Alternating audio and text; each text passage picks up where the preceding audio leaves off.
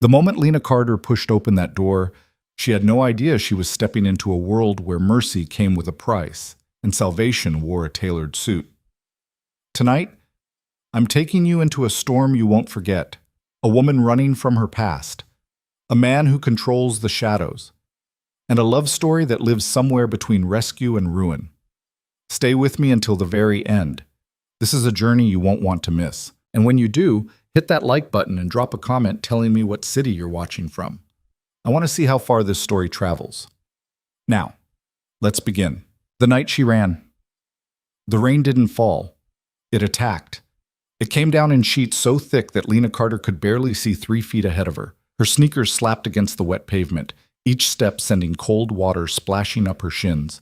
Her thin jacket clung to her body like a second skin, soaked through within minutes of leaving the apartment. She had no umbrella, no plan, no destination, just movement, just away. Her lungs burned, her legs screamed, but she didn't stop, couldn't stop. Because stopping meant thinking, and thinking meant remembering the look on Ryan Blake's face when she'd finally said the words she'd been too afraid to say for 2 years. I'm leaving. She'd expected rage, expected the explosion she'd seen 100 times before, the shattered plates, the holes punched in drywall, the accusations that somehow always became her fault. But what she got instead was worse. Silence.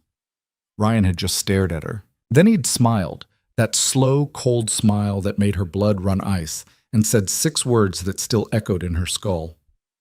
You won't make it without me. Lena stumbled, catching herself against a brick wall. Her palm scraped against the rough surface, but she barely felt it.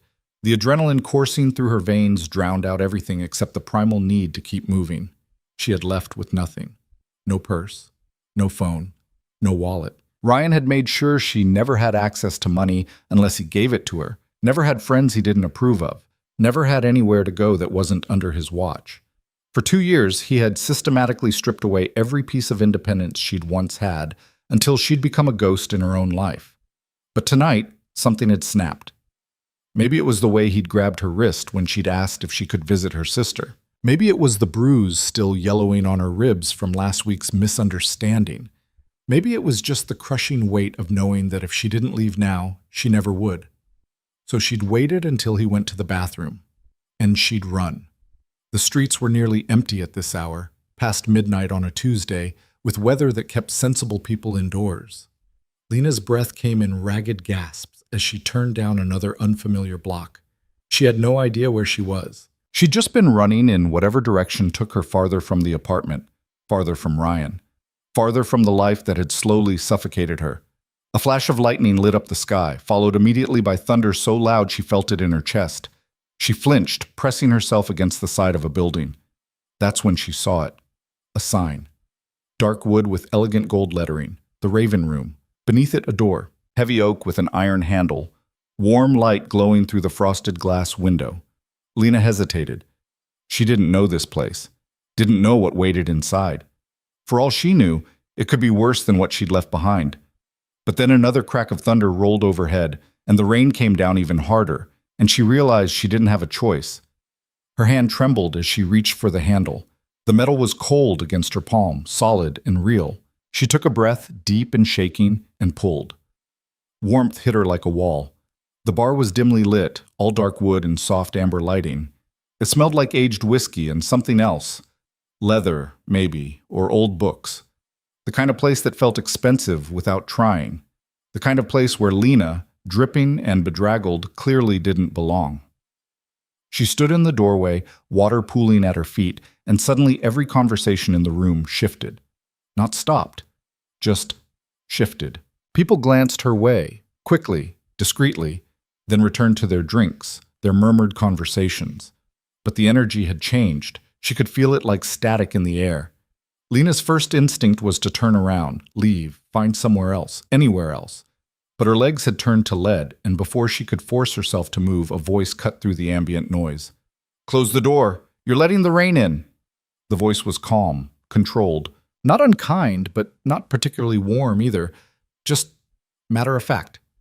Lena's eyes tracked the source and found him. He sat at the far end of the bar, partially shadowed, a glass of something amber in his hand. He didn't look at her directly, not yet, but she knew the comment had been meant for her. She stepped inside and let the door swing shut behind her. The bartender, a woman with silver-streaked hair and sharp eyes, watched Lena with an expression somewhere between concern and assessment. "You okay, honey?" The question was so simple, so normal, that it nearly broke something inside Lena's chest. When was the last time someone had asked her that? When was the last time the answer had been yes? Lena's voice came out hoarse. She cleared her throat and tried again.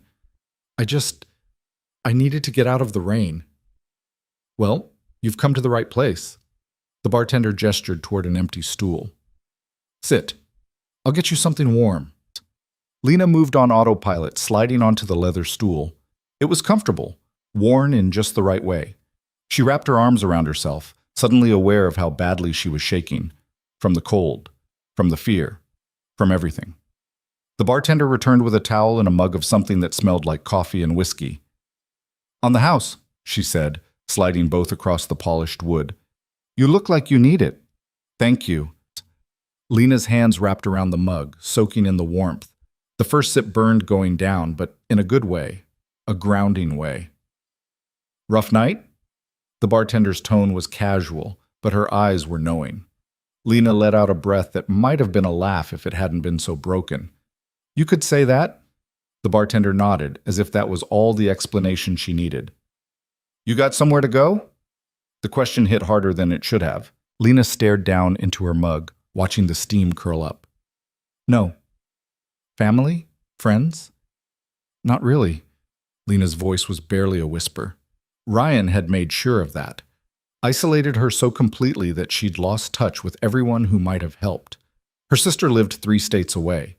Her college friends had stopped calling years ago after Ryan had convinced her they were bad influences. She had no one. Nothing. The bartender's expression softened just slightly. "What's your name?" "Lena." "I'm Margaret." She extended a hand and Lena shook it, grateful for the simple human contact. "Listen, Lena, I don't know what you're running from, but if you need help..." "She needs more than help." The voice came from behind Margaret, and Lena's head snapped up. He was standing now, the man who'd told her to close the door. And now that she could see him fully, the air seemed to shift again. Adrian Voss. She didn't know his name yet. Didn't know anything about him except what her instinct screamed the moment their eyes met. Dangerous. He was tall, over 6 feet, with the kind of build that spoke of discipline rather than vanity. Dark hair, neat but not styled. A face that could have been handsome if it weren't so carefully controlled, every expression measured and deliberate. He wore a simple black shirt and dark slacks. Nothing flashy, but everything about him radiated quiet authority. The kind of authority that made people move when he entered a room. The kind that made them lower their voices when he passed. But it was his eyes that caught her. Gray, like smoke or steel, and so focused on her that she felt pinned in place. "She needs safety," Adrian continued, his gaze never leaving Lena's face. "Protection. Somewhere her past can't reach her." Lena's breath caught. "How do you—" "I don't." He moved closer, slow and deliberate, until he was standing on the other side of the bar. "Not yet, but I recognized the look." "What look?" Lena's voice came out defensive, sharp. Adrian tilted his head slightly, studying her. "The look of someone who just burned her life down and has nowhere left to stand." The words hit like a punch. Lena wanted to argue, to deny it, but she couldn't, because he was right. Completely, terrifyingly right. "Who are you?" she asked instead. "Someone who can help." Adrian gestured to Margaret. "Get her some food. Real food, not just coffee." Margaret didn't question it, just nodded and disappeared through a door behind the bar. Adrian's attention returned to Lena. "When's the last time you ate?" Lena had to think about it. Breakfast? Maybe? Ryan had been in one of his moods, controlling what she put on her plate, commenting on every bite. She'd lost her appetite halfway through. "This morning, I think." "You think. It's been a long day." "I imagine so."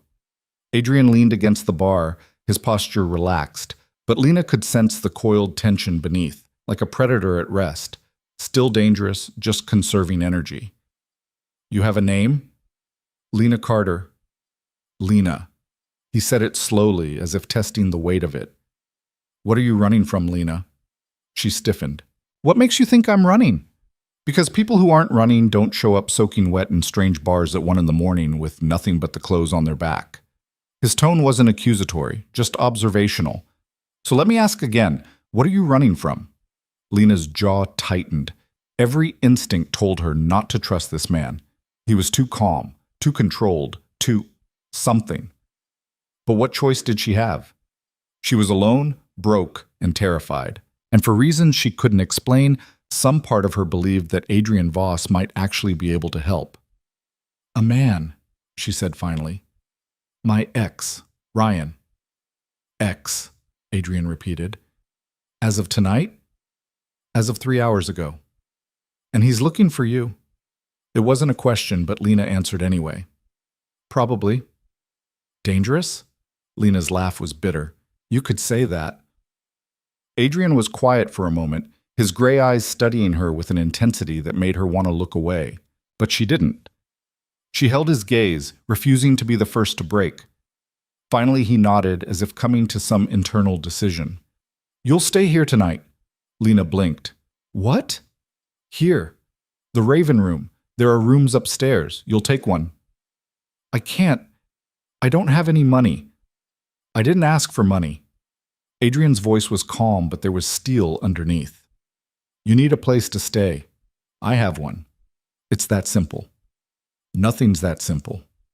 "No," Adrian agreed. "But tonight, it is." Margaret returned with a plate. Roasted chicken, mashed potatoes, green beans. Real food, the kind Lena hadn't seen in weeks. Ryan had kept her on a strict diet, claiming it was for her own good. The smell alone made her stomach clench with hunger. "Eat," Adrian said. "Then we'll talk." Lena wanted to argue, wanted to ask questions, demand explanations, understand what the hell was happening. But her body made the decision for her. She picked up the fork and took a bite. It was the best thing she'd ever tasted. Lena didn't remember finishing the plate, but when she looked down, it was empty. Margaret had refilled her coffee, regular this time, no whiskey, and Lena wrapped her hands around the warm mug, feeling the adrenaline finally start to drain from her system. Exhaustion hit like a freight train. "Come on." Adrian's voice was quiet. "I'll show you upstairs." Lena followed him on autopilot, too tired to question, too drained to resist. He led her through a door behind the bar and up a narrow staircase. The second floor was quieter, more private. A hallway stretched out with several doors on either side. Adrian stopped at one near the end and pulled out a key. The door swung open to reveal a small but comfortable room, clean white linens, a dark wooden dresser, a window overlooking the street below. "Bathroom's through there," Adrian said, gesturing to a door on the right. "There should be towels and basic toiletries. I'll have Margaret bring up some dry clothes." Lena stepped inside, her mind struggling to process everything. "Why are you doing this?" Adrian paused in the doorway. "Because you need help." "You don't know me." "No." His gray eyes met hers, and for the first time she saw something flicker in their depths, something almost like understanding. "But I know what it's like to have nowhere to go." Before Lena could respond, he stepped back into the hall. "Lock the door behind me. Don't open it for anyone except Margaret." "Wait." But he was already gone, the door clicking shut behind him. Lena stood frozen for a moment, then moved to the door and turned the lock. The sound of the bolt sliding into place was absurdly comforting. She turned and took in the room properly. It was simple, almost Spartan, but clean and safe. Safe. When was the last time she'd felt that? Her legs gave out and she sank onto the edge of the bed, her entire body trembling. The adrenaline was gone now, leaving behind only bone-deep exhaustion and the crushing weight of everything she'd just done. She'd left. Actually left.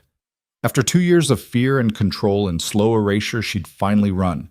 And now she was here. In a strange bar, in a strange room, trusting a strange man because she had absolutely no other choice.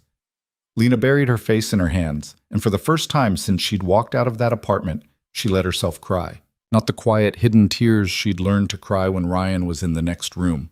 Full, gasping sobs that shook her entire body. She cried for the girl she used to be before Ryan. She cried for the 2 years she'd lost. She cried for the terror of not knowing what came next. A soft knock interrupted her. "Lena?" Margaret's voice muffled through the door. "I've got some clothes for you." Lena wiped her face and opened the door. Margaret stood there with a small stack of folded clothing, sweatpants, a soft t-shirt, clean underwear still in the package. "Thank you," Lena whispered, her voice raw. Margaret's expression was gentle. "You're safe here, honey. Adrian doesn't let bad things happen in his space." "His space?" "He owns the bar and the building." Margaret handed over the clothes. "Get some sleep. We'll figure out the rest tomorrow." Lena nodded, not trusting herself to speak. She closed the door, locked it again, and changed into the dry clothes. They were simple, comfortable, and most importantly, warm. She crawled under the covers and stared at the ceiling, her mind racing despite her exhaustion. Who was Adrian Voss? Why had he helped her? What did he want in return? But the questions faded as sleep pulled her under, dragging her into darkness. Lena woke to sunlight streaming through the window. For a moment, just one blissful, disoriented moment, she didn't remember where she was. Didn't remember everything that had happened. Then reality crashed back in. She sat up, her heart pounding, and took in the unfamiliar room. The events of the previous night rushed back in a flood. Ryan, the rain, the bar, Adrian. A glance at the small clock on the nightstand told her it was almost noon. She'd slept for nearly 12 hours. Her body ached, muscles stiff from running, from tension, from years of living in a constant state of fight or flight. But underneath the physical pain was something else. Relief.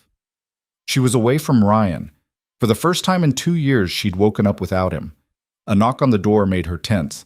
"Lena? It's Margaret." Lena crossed to the door and opened it. Margaret stood there with a tray. Coffee, toast, eggs, fruit. "Figured you might be hungry," Margaret said with a small smile. "Mind if I come in?" Lena stepped aside and Margaret set the tray on the dresser. "How are you feeling?" "I don't know," Lena admitted. "Overwhelmed, confused, scared. All normal." Margaret poured a cup of coffee and handed it to Lena. "Adrian wants to talk to you when you're ready. No rush, though. Take your time." Lena's stomach tightened. "What does he want?" "To help, if you'll let him." Margaret's eyes were kind but serious. "Look, I know this is all strange, but Adrian's good people. Little intense maybe, but he doesn't do things halfway. If he says he'll help you, he means it. And what does he get out of it?" Margaret tilted her head, considering. "Honestly, I think it makes him feel like less of a bastard." The blunt honesty startled a laugh out of Lena. "What?" "Adrian's got a complicated life," Margaret said carefully. "He's done things he's not proud of, helped people he shouldn't have, made choices that haunt him. But when he gets a chance to do something good, actually good, he takes it." She paused. "You're his chance, Lena. Don't overthink it." With that, Margaret headed for the door. "Eat. Get dressed. Come down when you're ready. And Lena?" She glanced back. "You're not alone anymore." The door closed behind her, leaving Lena standing in the middle of the room, coffee in hand, mind spinning. She forced herself to eat, to shower, to put on the fresh clothes Margaret had left folded on the dresser, jeans and a simple black sweater, both fitting surprisingly well. When she finally made her way downstairs, the bar looked different in daylight. Still elegant, still refined, but less mysterious, more real. Adrian sat at the same spot where she'd first seen him, a laptop open in front of him, reading glasses perched on his nose. He looked up when she entered, and those gray eyes locked onto her with the same unsettling intensity. "Sleep well?" he asked. "Better than I expected." Lena slid onto the stool across from him. "Thank you for last night, for the room." "You're welcome." Adrian closed the laptop and removed his glasses. "How are you feeling?" "Honestly, terrified." "Of me?" Lena considered that. "A little, but more of everything else." Adrian nodded. "That's fair. Let me make this simple, Lena. You have 2 options. Option 1, I can give you some cash, help you get to a bus station, and you can disappear, start over somewhere new. And option 2, you stay, here, under my protection. We figure out what to do about Ryan, and we make sure he can never hurt you again. Lena's breath caught. Why would you do that? Because I can. Adrian leaned forward slightly. I have resources, connections, the ability to make problems go away. And you, Lena Carter, have a problem that needs to go away. I barely know you. True. But you know Ryan, and you know that running won't be enough. He'll find you. Men like him always do. The words hit home because they were true. Ryan was obsessive, controlling. He wouldn't just let her go. He'd hunt her down, drag her back, make her pay for the humiliation of leaving. What would you want in return? Lena asked carefully. Nothing. Nobody helps for nothing. Adrian's smile was thin. You're right. Nobody does. But in this case, what I want is something you can't give me. His expression shifted, something darker flickering across it. I want to know that someone who needed help actually got it. That's all. Lena studied him, trying to see beneath the controlled surface. Margaret says you have a complicated life. Margaret talks too much. She says you've done things you're not proud of. She's not wrong. Adrian didn't flinch from it. I'm not a good man, Lena. I won't pretend to be, but I can help you. The question is whether you'll let me. Lena's mind raced. Every logical instinct told her to run, to take the cash and disappear, take her chances on her own. But logic hadn't served her well for the past 2 years. Logic had told her Ryan would change, that she could fix things, that leaving would be impossible. Maybe it was time to stop trusting logic. Okay, she heard herself say, I'll stay. Adrian's expression didn't change, but something in his eyes shifted. Good, then let's get to work. He pulled out his phone and made a call. James, I need you to run a background check, full workup, employment, financials, criminal record, associates, everything. A pause. Ryan Blake, I'll send you the details. Another pause. No. Immediate priority. He hung up and turned back to Lena. Tell me everything about him, where he works, who his friends are, what he does with his time, everything. And so Lena talked.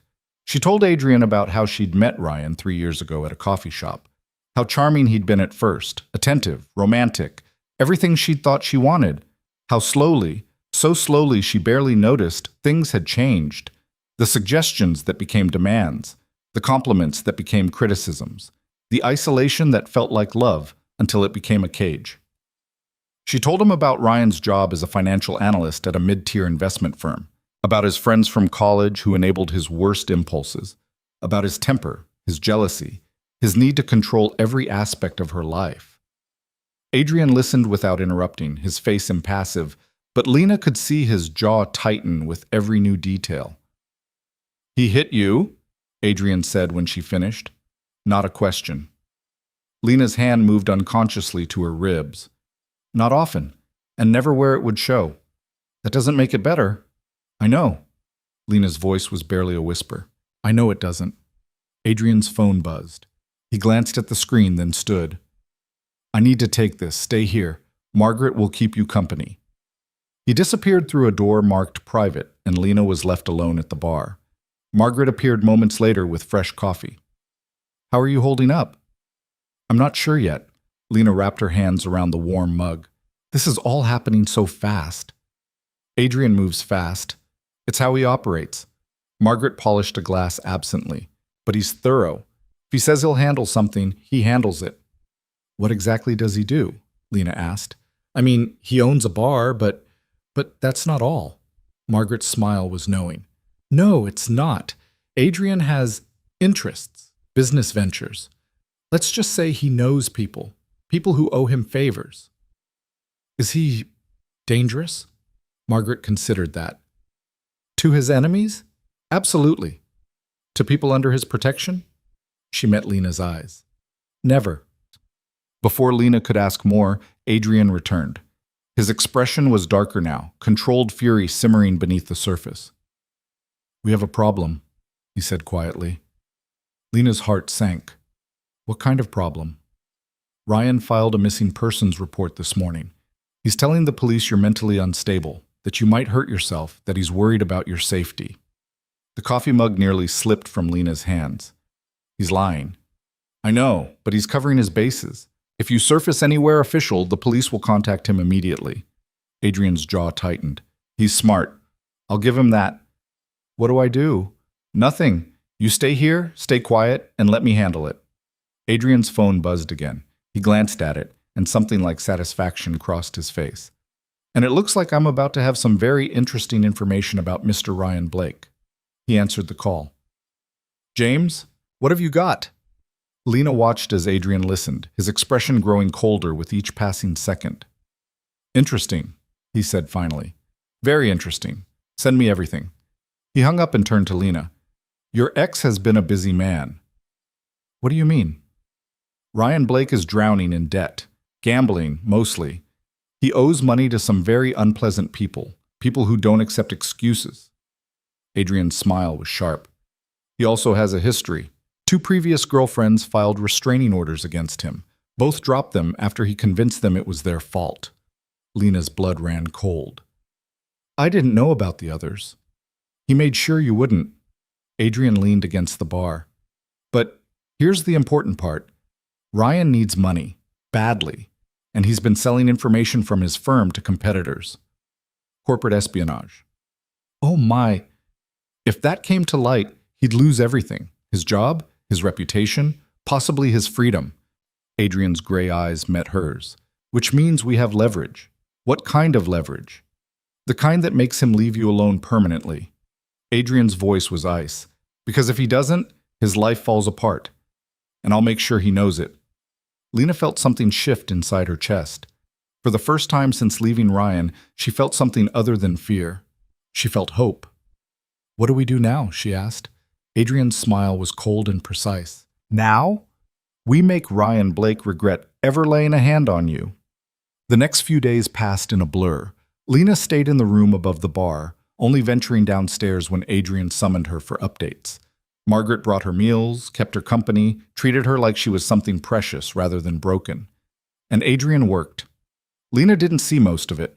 Phone calls conducted in private, meetings held behind closed doors. But she felt the results. Ryan's harassment campaign died almost immediately. The missing persons report was quietly withdrawn. His name stopped appearing on social media, stopped showing up in her nightmares.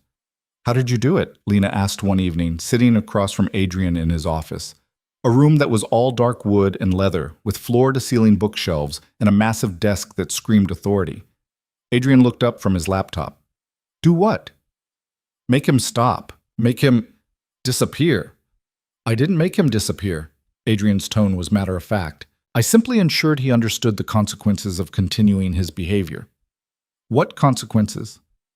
His employer received an anonymous tip about his extracurricular activities. Nothing definitive, just enough to trigger an internal investigation. His bookie received information suggesting Ryan might be working with federal authorities. His friends started hearing rumors about his romantic history. Adrian closed the laptop. Separately, these things are concerning. Together, they paint a very unflattering picture. Lena stared at him. You ruined his life. No, I showed him what ruin looks like. What he does with that information is up to him. Adrian stood and moved to the window, looking out over the street below. But I suspect he'll be too busy trying to save himself to worry about you. And if he's not? Adrian turned, and the look in his eyes made Lena's breath catch. Then I'll handle it. Permanently. The word hung in the air between them, heavy with implication. I don't want you to kill him, Lena said quietly. I won't, unless he gives me no choice. Adrian's voice was calm, but there was steel underneath. I protect what's mine, Lena, and whether you realize it yet or not, you're under my protection now. That means Ryan doesn't touch you, doesn't threaten you, doesn't even think about you. Clear? Lena nodded, unable to form words. Adrian's expression softened slightly. You're safe here. I need you to believe that. I'm trying to.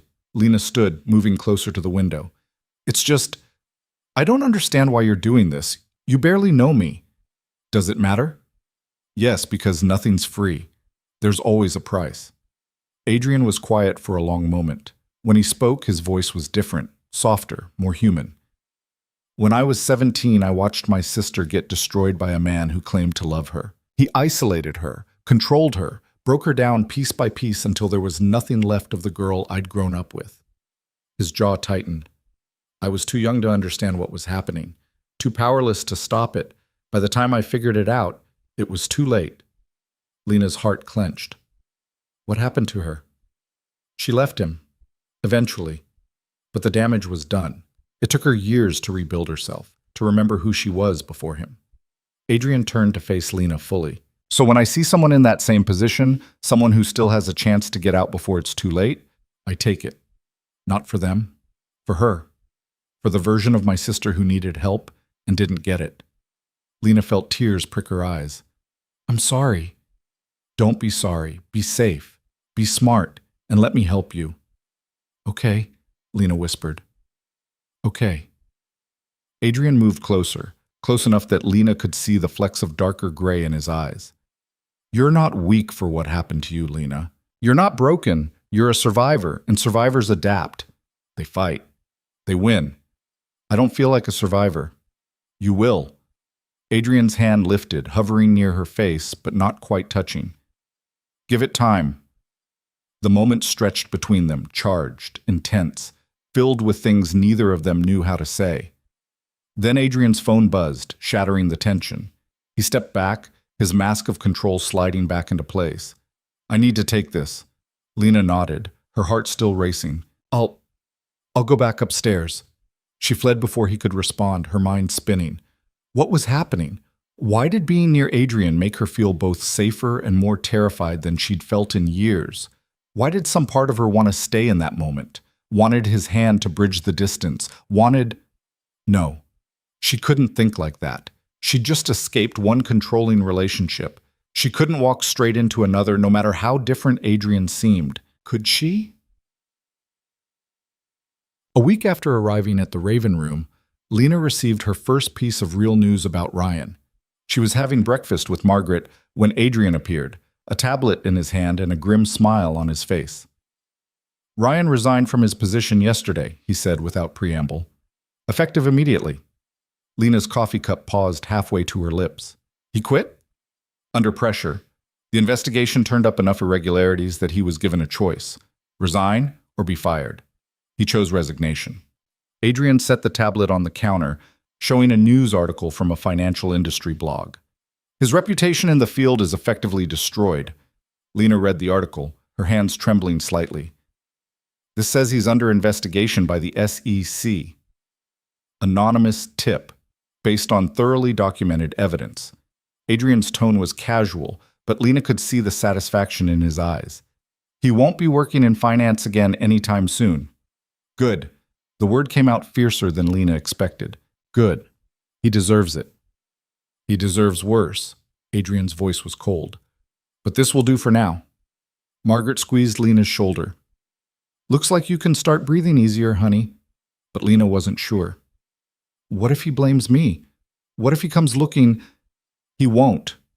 Adrian's certainty was absolute. Because he knows what happens if he does. I made that very clear. You talked to him. Briefly, yesterday, before he resigned. Adrian's smile was razor sharp. We had a conversation about choices, consequences, and what happens to men who don't know when to walk away. Lena's stomach twisted with a mixture of fear and something darker, something almost like satisfaction. What did you say to him? The truth. That if he came near you, if he contacted you, if he so much as thought your name too loudly, I would dismantle what's left of his life brick by brick. And unlike him, when I make a promise, I keep it. The intensity in Adrian's voice made Lena shiver. This was the man Margaret had warned her about, the one who was dangerous to his enemies. Thank you, Lena said quietly. Adrian's expression softened just slightly. You don't need to thank me. Yes, I do. You didn't have to do any of this. No. But I wanted to. He held her gaze for a moment longer, then turned to Margaret. I need to head out. Call if there's any trouble. Always do, Margaret replied. After Adrian left, Lena sat in silence, processing everything. Ryan was out of her life, really, truly out. She was safe. So why didn't she feel relieved? You okay? Margaret asked. I don't know what I feel, Lena admitted. For 2 years, Ryan was everything, my whole world, and now he's just gone. What do I do now? Margaret smiled. Now? You figure out who you are without him. You rebuild. You remember the person you were before, and you decide who you want to be next. Ah, that sounds terrifying. It is, but it's also freedom. Margaret started clearing the breakfast dishes. And you've got time. Adrian's not going to push you out. Take as long as you need. Lena nodded, but her mind was already racing. She couldn't stay here forever, living above a bar, hiding from the world. She needed a plan, needed to figure out her next steps. But for the first time in 2 years, those steps were hers to choose. And that, she realized, was what true freedom felt like. That night, Lena couldn't sleep. She lay in the darkness of her room, staring at the ceiling, her mind refusing to quiet. Every time she closed her eyes, she saw Ryan's face. Not angry, not violent, but wearing that cold smile he'd given her the night she left. The one that said he knew something she didn't. Around 2 a.m, she gave up. She pulled on the sweatshirt Margaret had given her and padded downstairs in bare feet. The bar was empty, dim lighting casting long shadows across the polished wood. She'd expected silence, but voices drifted from Adrian's office, his door slightly ajar, a sliver of light cutting across the floor. Lena knew she should go back upstairs. Whatever conversation was happening behind that door wasn't meant for her ears. But curiosity and something darker, a need to understand exactly who Adrian Voss was, kept her frozen in place. I don't care what it costs, Adrian's voice low and controlled. I want eyes on him 24/7. If he so much as looks at a map of this neighborhood, I want to know about it. A pause. Then another voice, male, rougher. You're sure about this? Guy's already broken, lost his job, his reputation. He's not coming back from that. People like Ryan Blake don't stay broken. They fester, they plot. They convince themselves the world owes them something. Adrian's tone turned colder. I've seen it before. Men who think losing everything gives them nothing left to lose. Those are the most dangerous ones. So what do you want me to do if he makes a move? Stop him, quietly. I don't need bodies, Marcus. I need problems solved before they become problems. And the girl? Lena's breath caught. She's off limits, completely. Anyone who even looks at her wrong answers to me directly. Make sure your people understand that. They will. But boss, you getting attached? That's not like you. The silence that followed was heavy enough that Lena could feel it from where she stood. I'm protecting an innocent woman from a violent man, Adrian said finally. That's all this is. If you say so, Marcus didn't sound convinced. I'll have the full surveillance package in place by morning. Anything else? No, keep me updated. Footsteps approached the door. Lena turned and ran, silent, quick, back up the stairs. She made it to her room just as she heard the office door open fully, Marcus's heavy footsteps crossing the bar. She pressed her back against her door, heart hammering, surveillance, guards.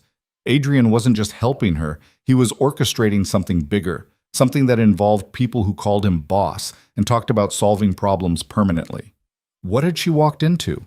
The rational part of her brain screamed that she should leave, take whatever money she could scrape together and disappear before she got pulled deeper into Adrian's world. But another part, the part that had survived 2 years with Ryan, recognized something important. Adrian scared her, but he didn't scare her the way Ryan had. Ryan's control had been about breaking her down, making her small, keeping her powerless. Adrian's control was different. It was external, directed outward at threats, not inward at her. The distinction mattered. She crawled back into bed and pulled the covers up to her chin, her mind spinning with questions she wasn't sure she wanted answered. The next morning, Margaret noticed immediately. "You look like hell," she said bluntly, setting down a plate of scrambled eggs and toast. "Nightmares?" "Something like that." Lena pushed the eggs around with her fork. "Can I ask you something?" "Shoot." "Who is Marcus?" Margaret's hand stilled on the coffee pot. "Where'd you hear that name?" "I couldn't sleep last night. I heard Adrian talking to someone." "Ah." Margaret poured the coffee with deliberate care. "Marcus heads up security for Adrian's other interests." "What other interests?" Margaret studied her for a long moment, clearly weighing how much to say. Finally, she sighed. Look, Lena, Adrian's a businessman, but not all of his business happens in boardrooms. He has investments, partnerships, arrangements with people who operate in gray areas. Marcus makes sure those arrangements stay profitable and safe. So Adrian's what? A criminal? That's a strong word. Margaret leaned against the counter. He's a man who understands how power really works. Sometimes that means working outside traditional channels. But he has rules, strict ones. No drugs, no human trafficking, no hurting innocent people. Everything else is negotiable. Lena's stomach twisted. And I'm supposed to be okay with that? I'm not telling you what to be okay with. I'm telling you the truth, because you deserve to know who's protecting you. Margaret's voice softened. Adrian's not a saint, Lena. But he's not a monster either. He's something in between, and right now, he's the only thing standing between you and Ryan Blake. The words settled over Lena like a weight. She wanted to be angry, to feel betrayed, but she couldn't summon the energy. Because Margaret was right. Whatever Adrian was, whatever he did, he'd saved her when she had nowhere else to go. Does he hurt people? Lena asked quietly. When he has to. When they deserve it. When there's no other choice. Margaret met her eyes. But never for fun. Never without reason. That's the difference between men like Adrian and men like Ryan. Adrian's violence has purpose, rules, limits. Lena nodded slowly, processing. Okay. I'm not saying I'm comfortable with it, but I'm saying I understand. Lena took a sip of coffee, grateful for the warmth. Is he dangerous to me? No. Margaret's answer was immediate and certain. You're probably the safest person in this city right now. Adrian doesn't do things halfway. If he's decided you're under his protection, then you are. Completely. Before Lena could respond, Adrian himself appeared at the bottom of the stairs, dressed in dark slacks and a charcoal button-down. He looked like he'd already been up for hours. Morning, he said, his gray eyes sweeping over Lena in a way that felt both clinical and somehow intimate. How did you sleep? Fine, Lena lied. Adrian's expression suggested he knew it was a lie, but he didn't call her on it. Instead, he pulled out his phone and set it on the counter between them. I need you to look at something. The screen showed a text message thread. Lena's blood ran cold when she saw the name at the top. Ryan Blake. He's been texting your old number, Adrian said. The phone's off, obviously, but the messages are still coming through the network. I have access. Lena's hands trembled as she picked up the phone and started reading. Lena, please, I'm sorry. I know I messed up. Just come home and we can talk. You can't just disappear. People are worried about you. I filed a missing persons report. The police are looking for you. You need to contact them. This is ridiculous. You're making a huge mistake. I know where you are. You think you can hide from me? You're mine, Lena. You'll always be mine.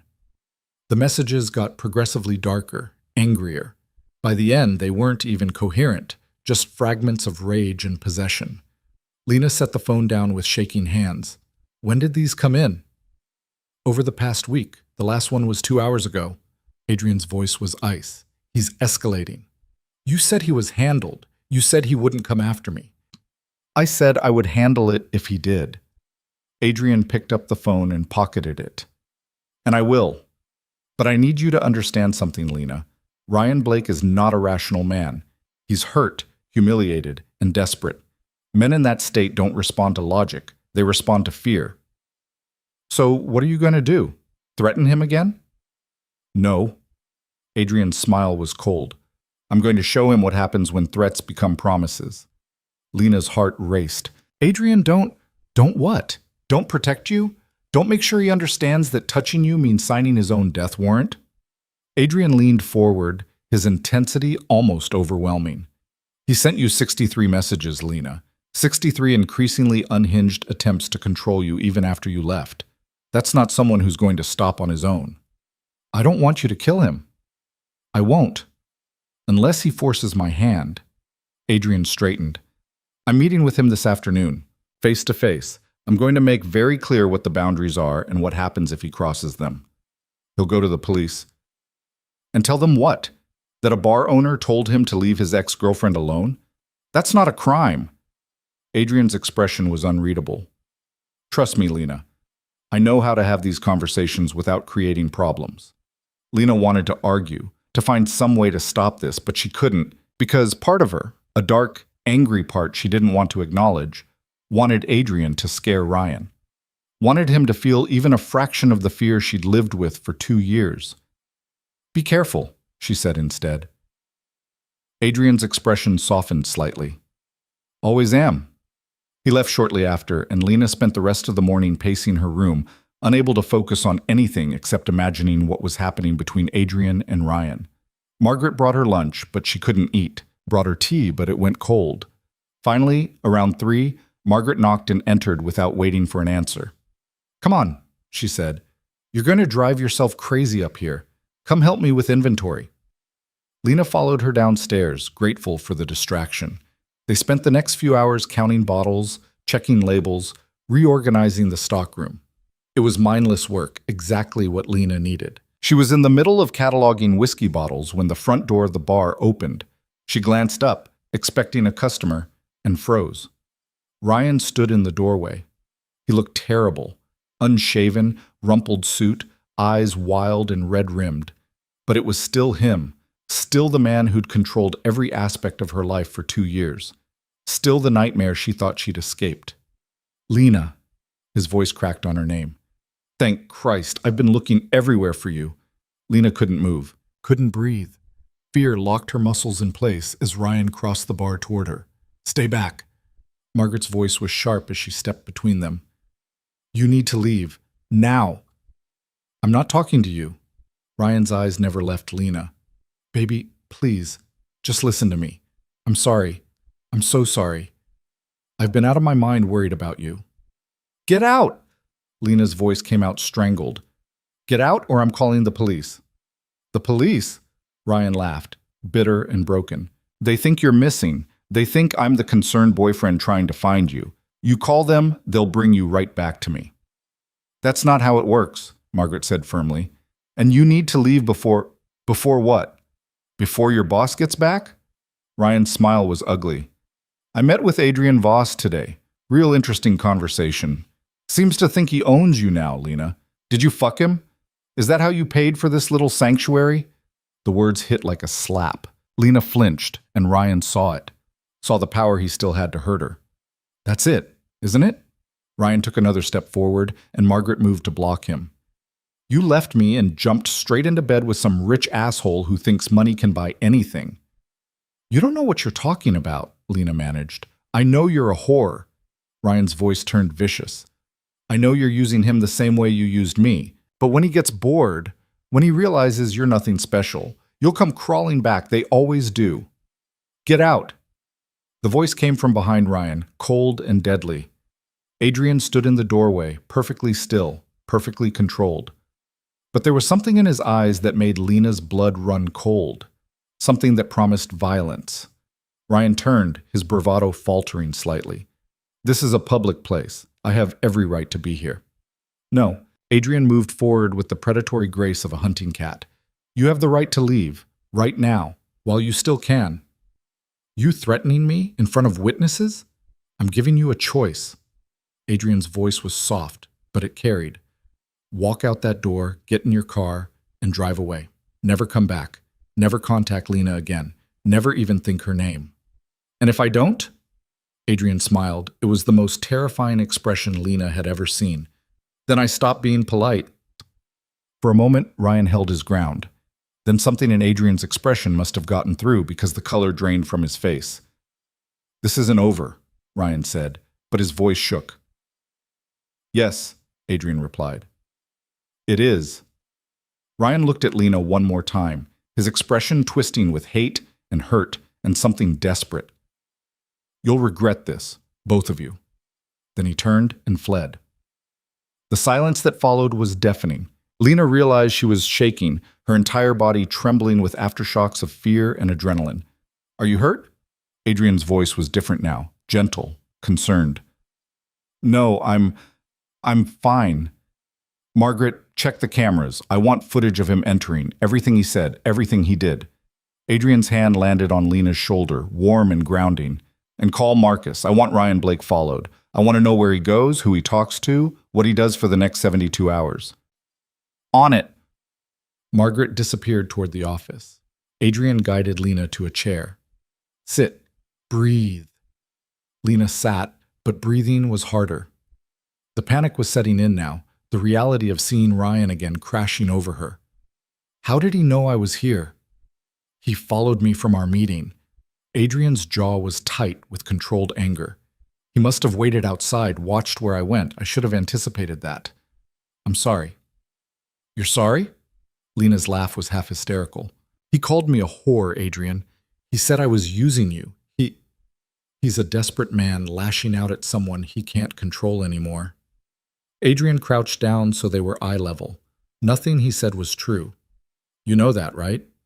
Lena nodded, but tears were streaming down her face now. All the fear, all the trauma, all the carefully suppressed emotions from the past week came flooding out. I thought I was safe, she whispered. I thought it was over.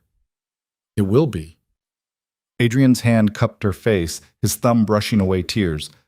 I promise you, Lena, this ends today. How? He knows where I am now. He'll keep coming back. He won't. The certainty in Adrian's voice was absolute. Because I'm going to make it impossible for him to do anything else. Lena wanted to ask what that meant, but she was too tired, too emotionally wrung out. She just nodded and let Adrian pull her to her feet. Come on, he said quietly. Let's get you upstairs. But as they crossed the bar, the front door burst open again. This time it wasn't Ryan. It was a woman, mid-30s, sharp business suit, badge clipped to her belt. Adrian Voss, she said, her voice carrying authority. Adrian turned slowly. That's me. Can I help you? Detective Sarah Chen, Metro PD. She held up her badge. I need to ask you some questions about Ryan Blake. Lena's stomach dropped. This was it. Ryan had done it. He'd brought the police, twisted the story, made her the problem.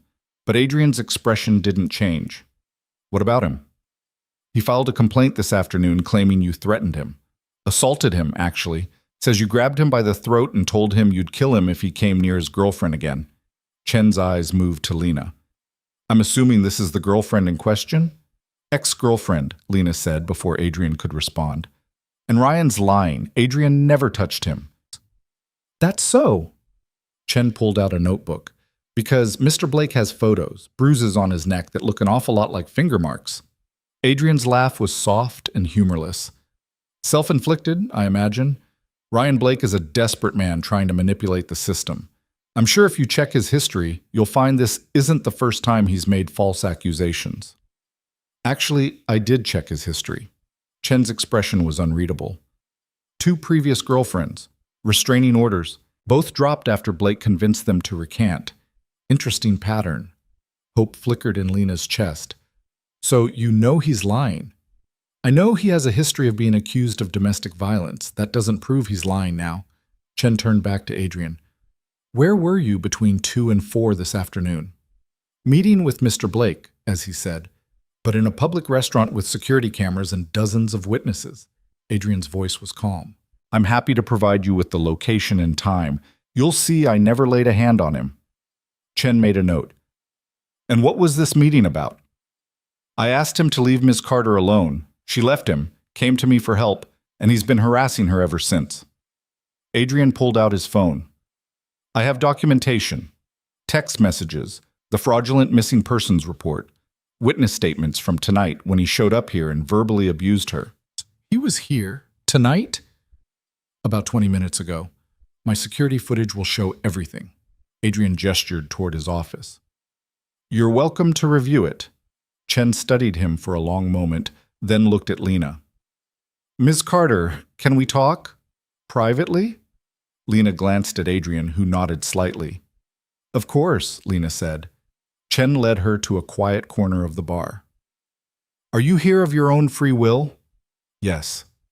Has Mr. Voss hurt you in any way? Threatened you? Coerced you? No. He's been helping me. Lena's voice strengthened. Ryan Blake abused me for 2 years, detective. When I finally escaped, Adrian gave me a safe place to stay. That's all.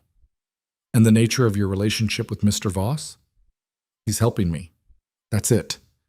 Chen didn't look convinced, but she made notes. Mr. Blake claims you're mentally unstable, that you have a history of self-harm and false accusations. Lena's hands clenched into fists. That's a lie. All of it. Can you prove that? Can he prove his claims? Lena shot back. Because I can give you the names of 2 other women he did this exact same thing to. I can give you medical records showing injuries Ryan gave me. I can give you testimony from friends who watched him isolate me, control me, break me down. Chen's expression softened slightly. I believe you, Miss Carter. But legally, this is complicated.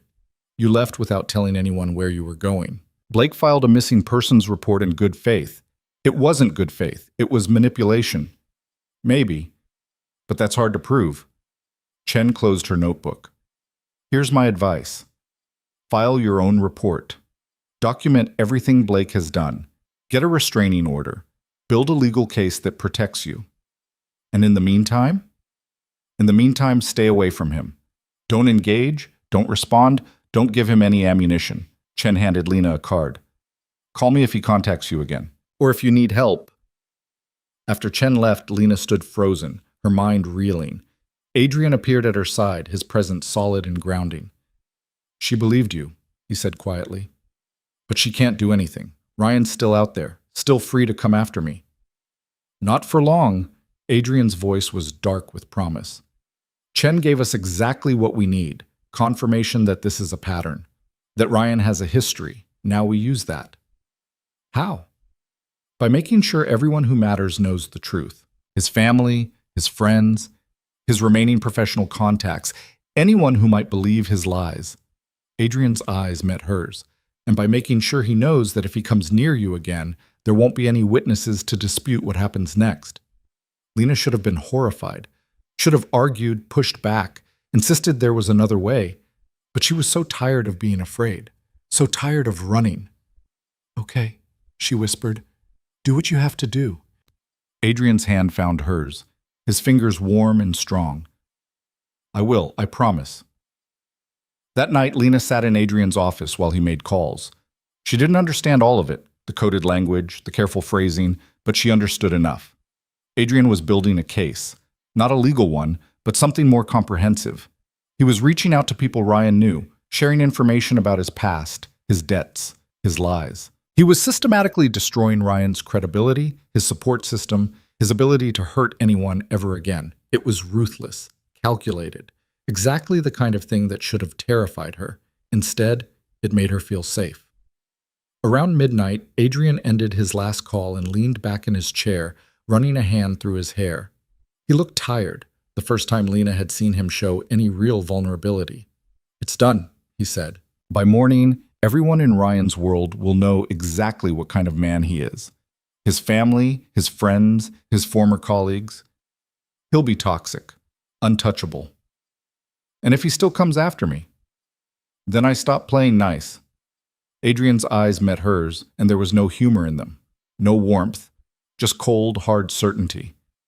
But he won't, because men like Ryan only have power when people believe their lies. Take that away, and they're nothing. Lena stood and moved to the window, looking out at the city lights. I don't know how to thank you. You don't need to thank me. Yes, I do. You've given me my life back. She turned to face him. Why? Why do all this for someone you barely know? Adrian was quiet for a long moment. When he spoke, his voice was softer than she'd ever heard it. Because you deserve better than what he gave you. You deserve safety, peace, a chance to figure out who you are without someone controlling every aspect of your existence. Is that what your sister had? After she left? Adrian's expression tightened. Eventually, it took time, therapy, a lot of hard work rebuilding herself. He stood and moved closer. But she did it. She found herself again. And you will too. I don't know who that person is anymore. Then we'll figure it out together. The words hung between them, weighted with meaning Lena wasn't sure she was ready to unpack. She looked at Adrian, really looked at him, and saw something she hadn't expected. Loneliness. This man who commanded rooms and controlled empires, who made problems disappear with a phone call, was alone, just like her. Adrian, she said softly, what do you want? From all this? He studied her for a long moment, his gray eyes searching hers. I want you to be safe, to be happy, to have choices. And he took a breath. And maybe I want to be part of that, if you'll let me. Lena's heart hammered in her chest.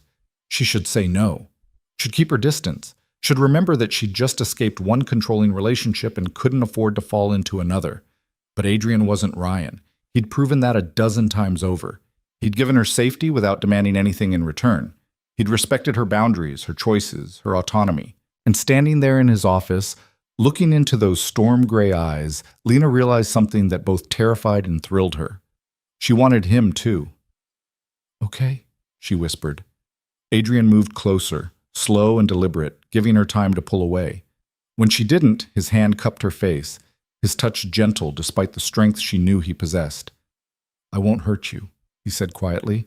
I won't control you. I won't be him. I know. And if you ever want to leave, I know, Lena said again. And she did. She knew, bone deep, that Adrian meant it, that whatever this was between them, it was her choice. Always her choice. He kissed her then, soft and careful, like she was something precious, something worth protecting.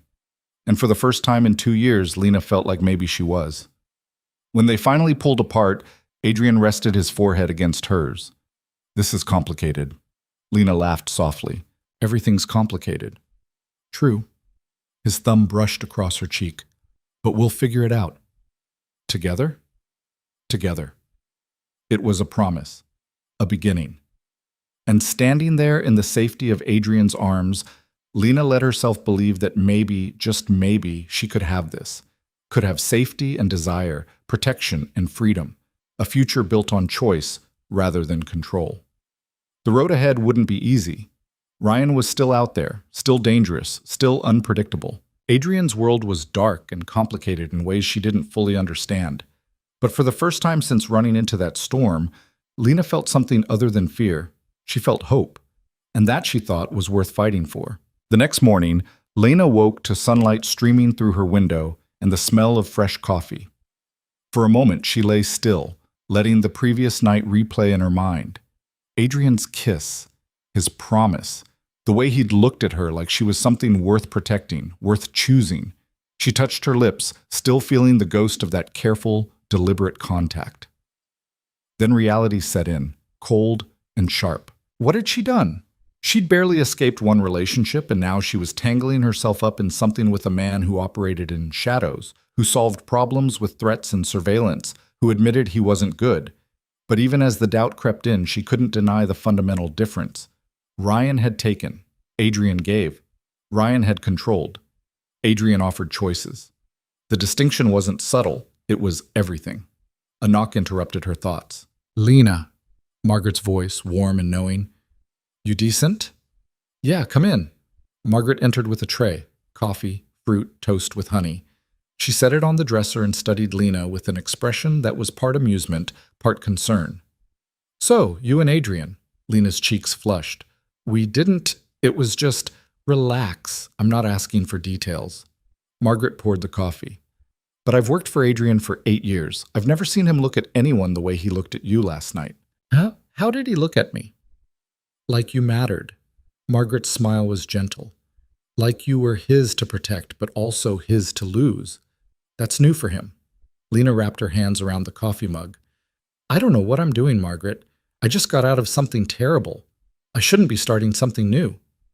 Who says you're starting anything? Maybe you're just existing in the same space as someone who makes you feel safe. Maybe that's enough for now. Margaret moved toward the door, then paused. Adrian's not perfect, Lena, but he's honest about his flaws. That counts for something. After Margaret left, Lena forced herself to eat, to shower, to go through the motions of normalcy, even though nothing felt normal. When she finally made her way downstairs, the bar was empty except for Adrian, who sat at his usual spot with a laptop and what looked like a mountain of paperwork. He glanced up when she entered, and something softened in his expression. Morning. Morning. Lena slid onto the stool across from him, suddenly shy. Did you sleep? A few hours. He closed the laptop. I had some things to take care of. Things related to Ryan? Adrian's jaw tightened slightly. Among other matters. But yes, Primarily Ryan. Before Lena could ask for details, Adrian's phone buzzed. He glanced at the screen and his entire demeanor shifted, tension coiling through his shoulders, his expression hardening into something dangerous. "What is it?" Lena asked. Ryan filed charges: assault, harassment, and unlawful restraint. Adrian's voice was ice. "He's claiming I kidnapped you and have been holding you against your will." Lena's stomach dropped. "That's insane. I came here voluntarily. I stayed voluntarily." "I know, but he's playing this smart. He's painting himself as the concerned ex-boyfriend trying to rescue you from a dangerous man." Adrian stood, pacing with controlled fury. "Detective Chen will have to investigate. She'll come back with more questions, this time officially. Then I'll tell her the truth. It might not be enough." Adrian stopped pacing and looked at her directly. "Ryan's building a narrative. Unstable woman leaves stable relationship, falls under the influence of a known criminal. You're not a criminal." Adrian's smile was bitter. "Legally, no. But my business dealings aren't exactly conventional. If the police start digging, they'll find things that support Ryan's story. Connections to people who operate outside the law, money that moves through unofficial channels. Enough to make me look exactly like the kind of man who would manipulate a vulnerable woman." Lena stood, anger replacing fear. "So what do we do?" "We fight back. Properly this time." Adrian pulled out his phone and made a call. "James? I need a lawyer, the best domestic violence attorney in the city. Someone who can eviscerate Ryan Blake's credibility." A pause. "No, not for me. For Lena Carter. Bill it to my account." Another pause. "Good. Have them here by noon." He hung up and turned back to Lena. "You're going to file a formal complaint. Document everything Ryan did to you over the past 2 years. Get a restraining order. Build a legal case so strong that his accusations look like exactly what they are: the desperate lies of an abuser who lost control." "What about you?" "If they investigate, let them investigate. I've been operating in gray areas for years. I know how to handle scrutiny." Adrian moved closer, his hand finding hers. "But I won't let Ryan use me as a weapon against you. If my involvement makes things worse, I'll step back." "No." The word came out fierce. "You don't get to do that. You don't get to protect me by leaving." Adrian's expression flickered with something that might have been surprise. "Lena, I'm not Ryan's victim anymore, Adrian. I'm not going to be helpless. If we're doing this, we do it together. You fight for me, I fight for you. That's how this works." For a long moment, Adrian just stared at her. Then something shifted in his eyes. Respect, maybe, or recognition. "Okay, together." The lawyer arrived exactly at noon. Her name was Victoria Lang, and everything about her screamed competence and controlled aggression. She was maybe 40, with sharp features, sharper eyes, and a handshake that could crack bones. "Ms. Carter," she said, settling into a chair in Adrian's office. "Adrian's given me a brief overview, but I need to hear everything from you, and I mean everything.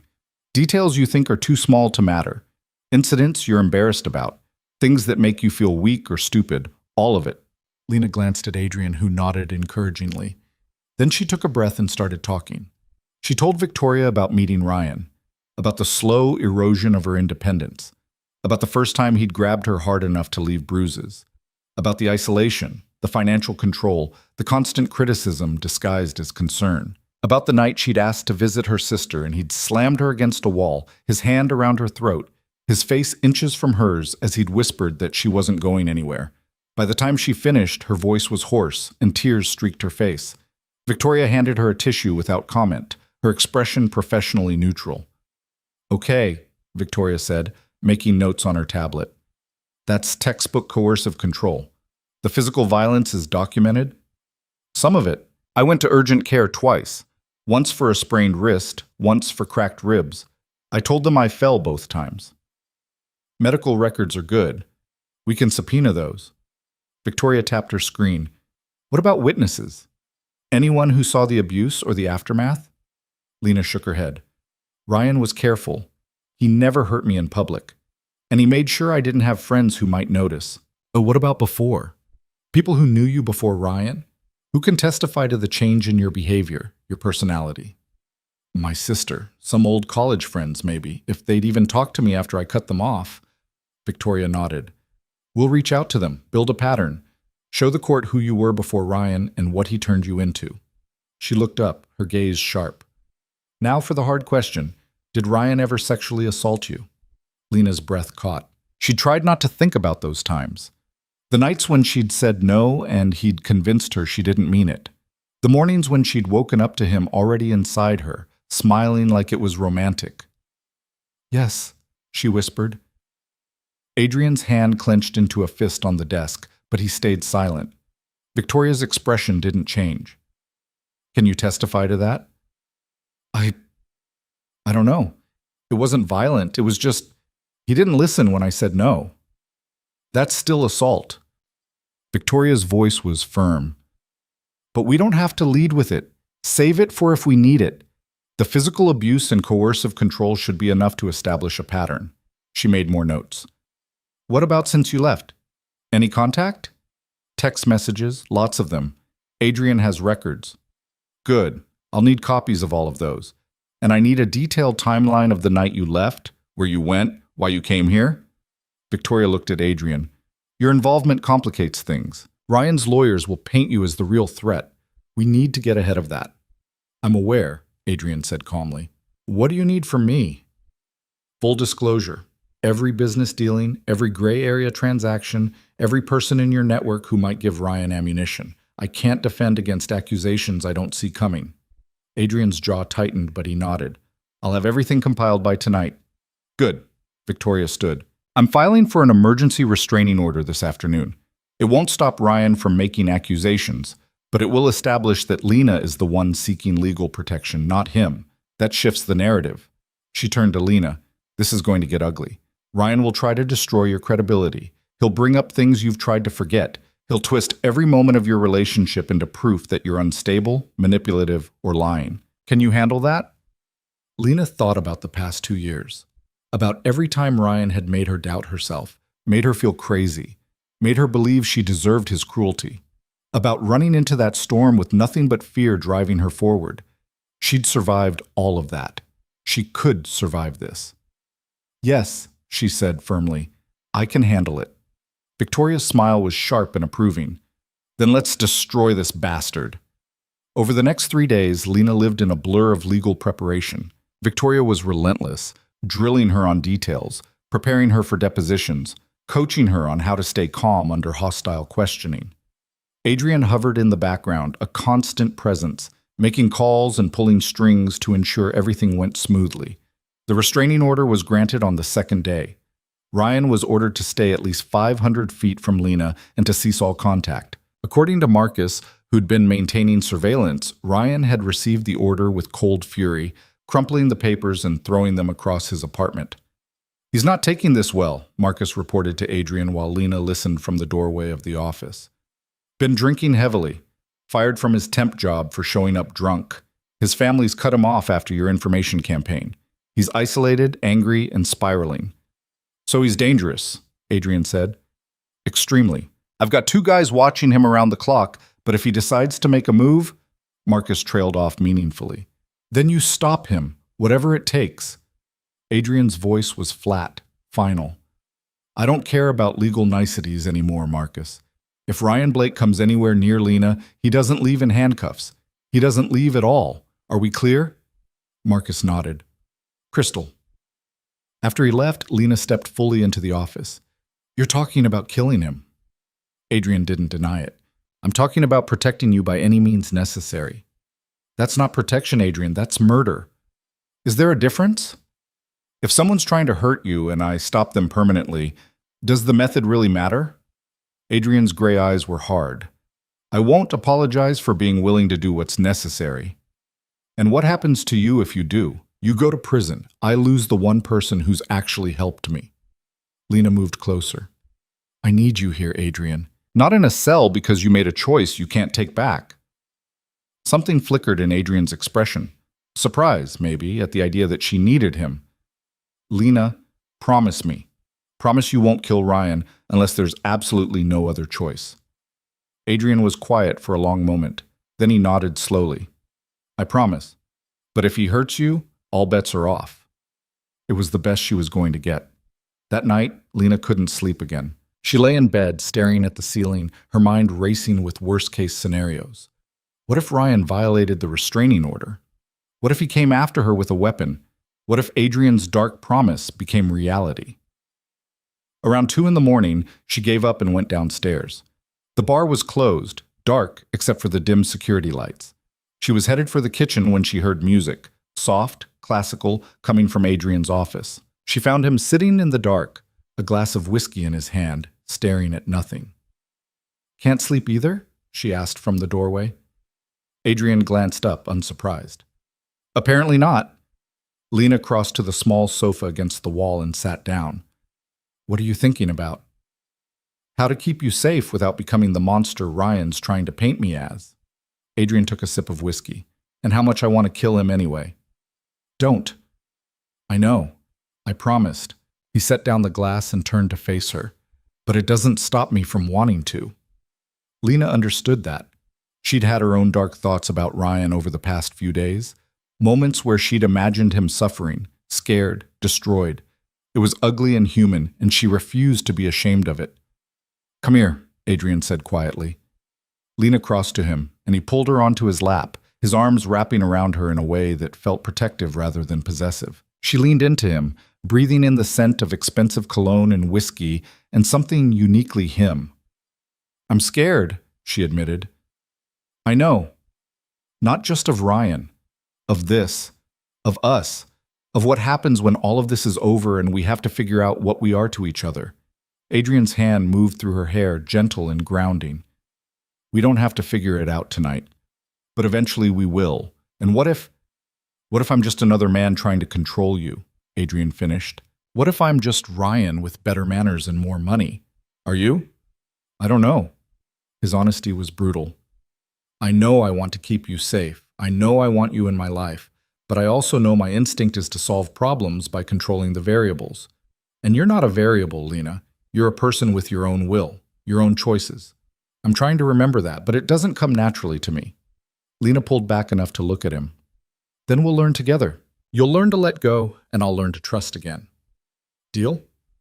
Adrian's smile was small but genuine. "Deal." He kissed her then, deeper than before, with an urgency that spoke of fear and need and something neither of them was ready to name. Lena kissed him back, pouring 2 years of suppressed desire and newfound freedom into the contact. When they finally broke apart, both breathing hard, Adrian rested his forehead against hers. "Stay with me tonight," he said quietly. "Not for sex. Just stay." Lena nodded, unable to speak past the emotion clogging her throat. Adrian stood, lifting her effortlessly, and carried her to a door at the back of his office, one she'd never noticed before. It led to a small apartment, minimalist and masculine, dominated by a massive bed with dark sheets. He set her down gently, and they crawled under the covers together, fully clothed, their bodies fitting together like puzzle pieces. Adrian's arm draped over her waist, his breath warm against her neck, and for the first time in years, Lena fell asleep feeling completely safe. She woke to chaos, shouting from downstairs, glass breaking. Adrian was already moving, grabbing a gun from the nightstand drawer before Lena even registered what was happening. "Stay here," he ordered, his voice hard and cold. "Lock the door behind me. Don't open it for anyone but me or Margaret." "Adrian!" But he was gone, moving with lethal grace toward the sounds of violence. Lena scrambled out of bed, her heart hammering. She locked the door as instructed, then pressed her ear against it, trying to make out what was happening. More shouting. A man's voice, slurred, furious, unmistakably Ryan. "Where is she? Where's Lena? I know she's here. You need to leave. Now." Adrian's voice, controlled but deadly. "Make me. Come on, big man. You think you can steal my girl and get away with it? You think your money makes you untouchable? I think you're drunk and stupid and about to make the last mistake of your life. Bring her out here, Lena. Lena, come down here and tell this asshole you're mine." Lena's entire body went cold. Ryan had come. Despite the restraining order, despite the warnings, despite everything. He'd come. And Adrian was down there with a gun. She reached for the door handle, then stopped. Adrian had told her to stay, had told her to lock the door. Going down there would only make things worse, would give Ryan what he wanted. But the alternative was letting Adrian handle this alone, and handle it his way. Footsteps on the stairs. Marcus's voice, sharp and commanding. "Boss, police are 2 minutes out. We need to contain this." "I'm trying," Adrian said through what sounded like gritted teeth. But he's not listening to reason. Then stop trying reason. Ryan's laugh was wild, unhinged. "You want her? You can have her. But first you're going to know what it feels like to lose everything." A gunshot cracked through the air. Lena's scream was involuntary. She wrenched open the door and ran, taking the stairs 2 at a time, her only thought to get to Adrian, to make sure he was okay. She burst into the bar and froze. Ryan stood in the middle of the room, a gun in his shaking hand, his face twisted with rage and tears. Adrian was on the ground, blood spreading across his shoulder. Marcus had his own weapon drawn, aimed at Ryan's head. "Don't move," Marcus said coldly. "Drop the gun or I drop you." "He took her from me," Ryan's voice cracked. "She was mine and he took her." "I was never yours." Lena's voice cut through the chaos like a blade. All eyes turned to her. "I was never yours, Ryan. I was a person you controlled, abused, and destroyed. And I left because I deserved better." "Lena, get back upstairs," Adrian gritted out from the floor. But Lena ignored him. She moved closer to Ryan, her fear transforming into something harder. Anger. Pure, righteous fury. "You want to shoot someone? Shoot me. That's what this is really about, isn't it? Punishing me for leaving, for choosing myself over you." She stopped a few feet away, her eyes locked on Ryan's. "So do it. Pull the trigger. Prove that you're exactly the monster I always knew you were." "Lena!" Adrian's warning. "Shut up!" Ryan swung the gun toward her, and Lena heard Marcus curse, heard Adrian try to move despite his injury. But she didn't flinch. "You're pathetic," she said quietly. "You spent 2 years trying to make me small enough to fit into your broken idea of love. But I'm not small, Ryan. I never was. You just couldn't see that because you were too busy trying to own me." "I loved you," Ryan whispered, tears streaming down his face. "No, you loved controlling me. There's a difference." Lena took another step forward. "And you know what? I pity you, because you're going to spend the rest of your life alone wondering why everyone leaves, never understanding that it's because you destroy everything you touch." Ryan's hand wavered. The gun lowered slightly. "It's over, Ryan," Lena said softly. "Put down the gun. Let them arrest you. Face what you've done. It's the only way you'll ever have a chance at becoming something other than this." For a moment, she thought she'd reached him. Thought maybe some part of the man she'd first met was still in there, capable of making a better choice. Then his face hardened and the gun came back up. Marcus fired first. The sound was deafening in the enclosed space. Ryan went down hard, the gun clattering from his hand. He wasn't dead. Marcus was too professional for that. But he was bleeding from his thigh, screaming in pain and shock. Police sirens wailed outside. Footsteps pounded on the stairs. Officers burst through the door, weapons drawn, shouting commands. Lena stood frozen, watching as they swarmed Ryan, cuffed him, dragged him toward an ambulance.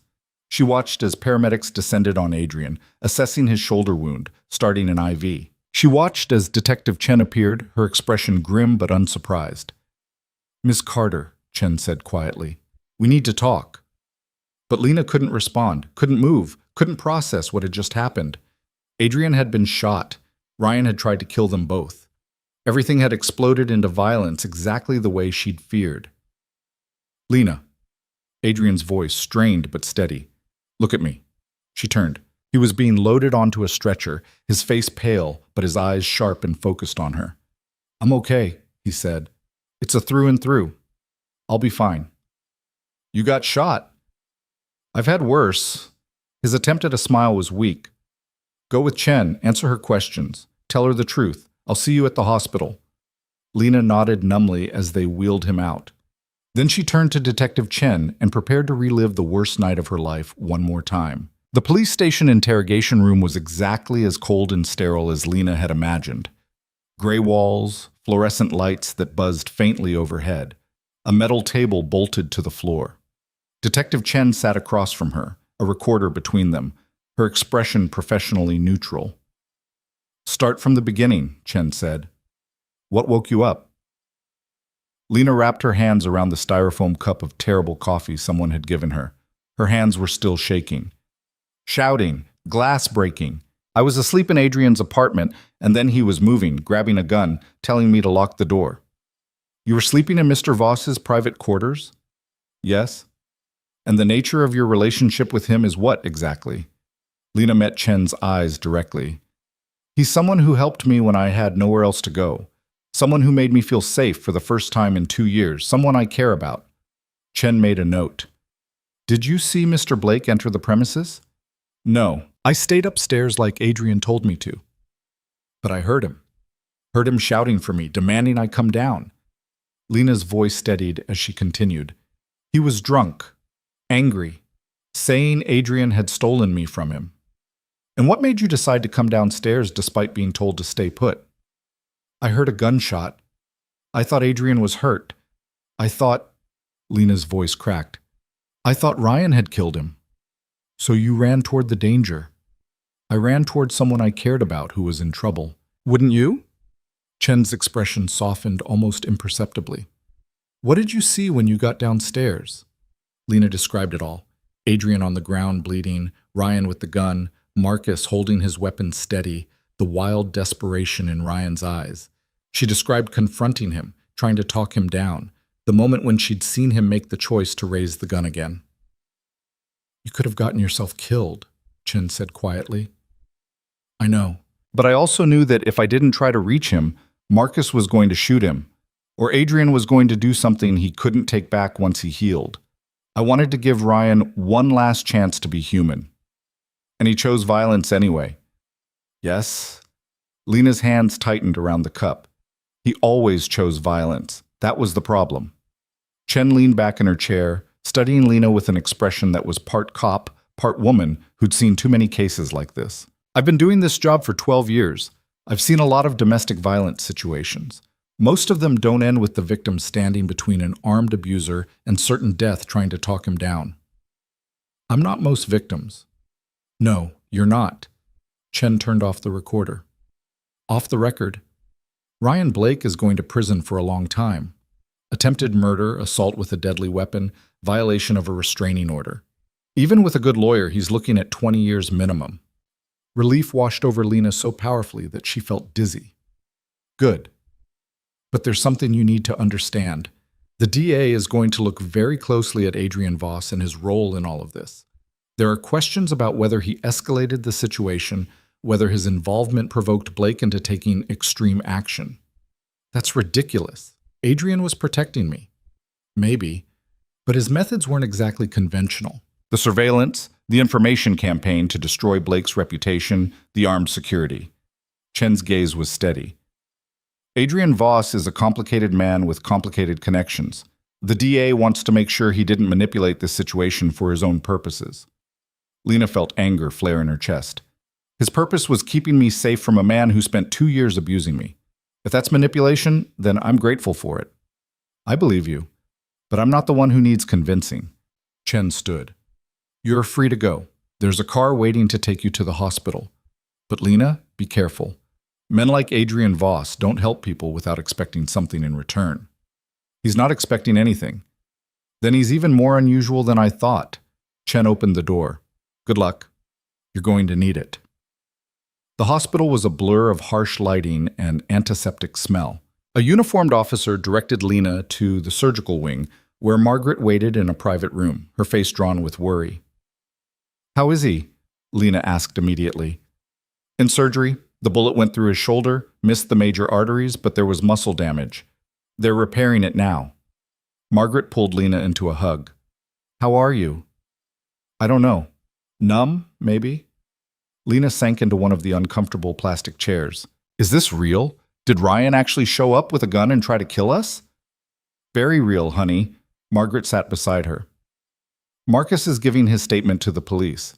The security footage from the bar shows everything. Ryan breaking in, threatening Adrian, shooting him. It's all documented. Good. Let them see exactly what kind of man he is. They sat in silence for a while.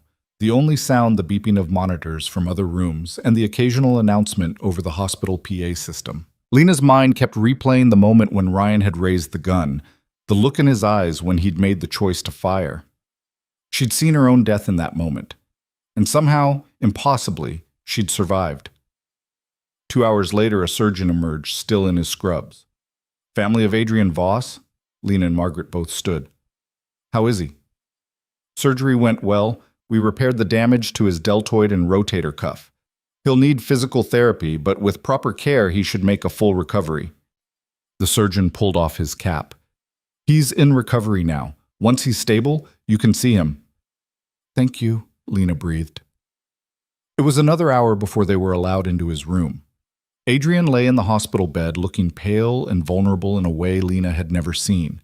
His shoulder was heavily bandaged, an IV line running into his arm, monitors tracking his vitals. But his eyes were open and clear when they entered. There she is, he said, his voice rough but steady. The woman who tried to get herself killed saving me. I was saving you? Lena moved to his bedside. You're the one who got shot. Because I was trying to keep Ryan from shooting you. Adrian's good hand found hers. Don't ever do that again. Don't ever put yourself between me and danger. Then don't get shot for me. Can't promise that. His thumb traced circles on her palm. How are you? Really? Terrified, relieved, angry, all of it. Lena sank into the chair beside his bed. The detective thinks the DA might investigate you, try to prove you manipulated the situation somehow. Let them investigate. They won't find anything because there's nothing to find. Adrian's jaw tightened. I protected you, that's all. That's what I told her. Lena leaned forward. Adrian, I'm so sorry. If I hadn't come to your bar that night, if I hadn't dragged you into my mess, stop. You didn't drag me into anything. I chose to help you. I'd choose it again in a heartbeat. His gray eyes locked onto hers with an intensity that made her breath catch. You're not a burden, Lena. You're not a problem that needs solving. You're someone who deserves better than what life's given you. And if helping you means taking a bullet, then so be it. Tears spilled down Lena's cheeks. You could have died. But I didn't, and neither did you. That's what matters. Adrian squeezed her hand. Ryan's done now. Really done. He's going to prison, and he's never touching you again. I know. Lena wiped at her tears with her free hand. It's over. After 2 years of fear, it's finally over. So what happens now? Adrian asked quietly. What do you want, Lena? Not what you think I want to hear. What do you actually want for yourself? Lena thought about that. For so long, her wants had been dictated by Ryan. What he wanted her to wear, what he wanted her to eat, what he wanted her to do with her time. She'd forgotten how to want things for herself. But sitting there in that hospital room, holding the hand of a man who'd taken a bullet for her, she knew exactly what she wanted. I want to rebuild my life, find a job, get my own place, reconnect with my sister. She paused. But I also want you in it. If you'll have me. Adrian's smile was small but genuine. That's a dangerous choice. You're not dangerous to me. You sure about that? His expression turned serious. My world is complicated, Lena. I have enemies, people who'd use you to get to me. I have business dealings that sometimes cross ethical lines. I can protect you from Ryan, but I can't protect you from everything. I'm not asking you to protect me from everything. I'm asking you to be honest with me, to let me make my own choices, to treat me like an equal instead of something fragile. Lena met his gaze steadily. Can you do that? Adrian was quiet for a long moment. Then he nodded. I can try. It won't be perfect. I'll probably slip up, try to control situations when I should step back, but I'll try. That's all I'm asking. Lena leaned in and kissed him gently, careful not to jostle his injured shoulder. We'll figure it out together. Margaret cleared her throat from the doorway, reminding them they weren't alone. Hate to interrupt, but visiting hours are almost over, and you, boss, need rest. Adrian made a face. I'm fine. You were shot 4 hours ago. You're not fine. Margaret turned to Lena. Come on, honey. Let's get you back to the bar. Adrian's got round-the-clock security here, and Marcus is coordinating everything from the ground floor. He's safer than Fort Knox. Lena wanted to argue, wanted to stay, but exhaustion was catching up with her. The adrenaline crash was hitting hard, and she could barely keep her eyes open. I'll be back tomorrow, she promised Adrian. I'll be here. Unfortunately, He squeezed her hand one more time. Get some sleep, Lena. Real sleep. We've got a lot of work ahead of us. The next few days passed in a strange combination of chaos and waiting. Adrian remained in the hospital for observation while his shoulder healed. Ryan was arraigned from his own hospital bed, charged with multiple felonies, and denied bail after the prosecutor argued he was a flight risk and a danger to others. Victoria Lang was coordinating Lena's testimony for the eventual trial, preparing her for what would be months of legal proceedings. And Lena started the slow, difficult process of rebuilding her life. Her first call was to her sister Emma, who she hadn't spoken to in over a year. The conversation was tearful and difficult and healing all at once. I knew something was wrong, Emma said, her voice breaking over the phone. I knew Ryan was bad news, but you wouldn't listen. You cut me out. He made me cut you out, Lena corrected gently. He made me believe you were trying to control me, trying to ruin our relationship. I'm so sorry, Em. I'm so sorry for all of it. You have nothing to be sorry for. He did this, not you. Emma sniffled. Are you safe now? Really safe? Yes, I'm safe. Lena glanced around the room above the bar that had become her sanctuary. There's someone helping me. His name's Adrian. And he's good to you? He is. Very good. Lena smiled despite everything. You'd like him, I think. He's intense and complicated and maybe a little dangerous, but he makes me feel safe. Then I already love him. Emma's voice strengthened. I want to come see you. Once everything settles, I want to meet this man and make sure he's treating my little sister right. I'd like that. I've missed you. They talked for another hour, catching up on lost time, making tentative plans for Emma to visit once the legal chaos settled. When Lena hung up, she felt lighter than she had in years. Margaret found her crying happy tears in the kitchen an hour later. Good news? Margaret asked, setting down 2 cups of tea. The best. I talked to my sister, really talked, for the first time in over a year. Lena wiped her eyes. It felt like coming home. Family's important. Glad you're getting yours back. Margaret sipped her tea. Speaking of family, Adrian's being released tomorrow. Doctor says he can finish recovery at home as long as he takes it easy and does his physical therapy. That's wonderful. Lena felt relief wash over her. He must be going crazy being stuck in that hospital bed. Driving the nurses insane, from what I hear. Margaret smiled. He's been running his business from his phone, barking orders at Marcus, trying to micromanage everything from his hospital room. Man doesn't know how to rest. Sounds like Adrian. Yeah, well, he's going to have to learn. Doctor was very clear. 6 weeks of limited activity, no heavy lifting, no stress. Margaret gave Lena a meaningful look. Think you can help enforce that? I can try, but you know him better than I do.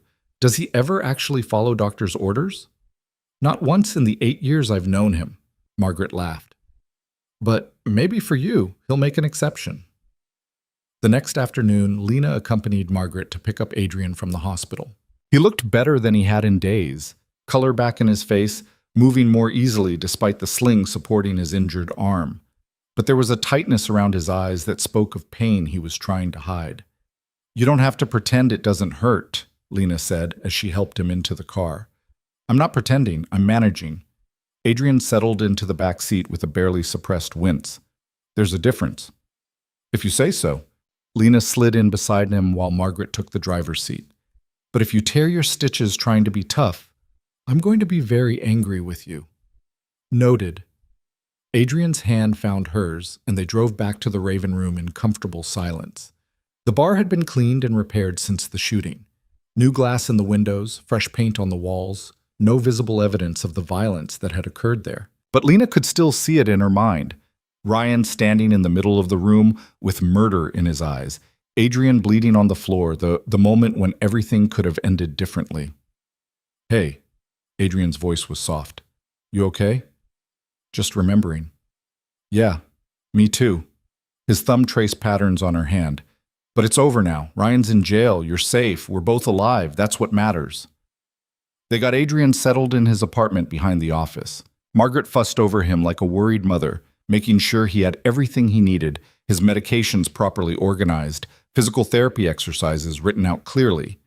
Adrian tolerated it with surprising patience, though Lena caught him rolling his eyes more than once.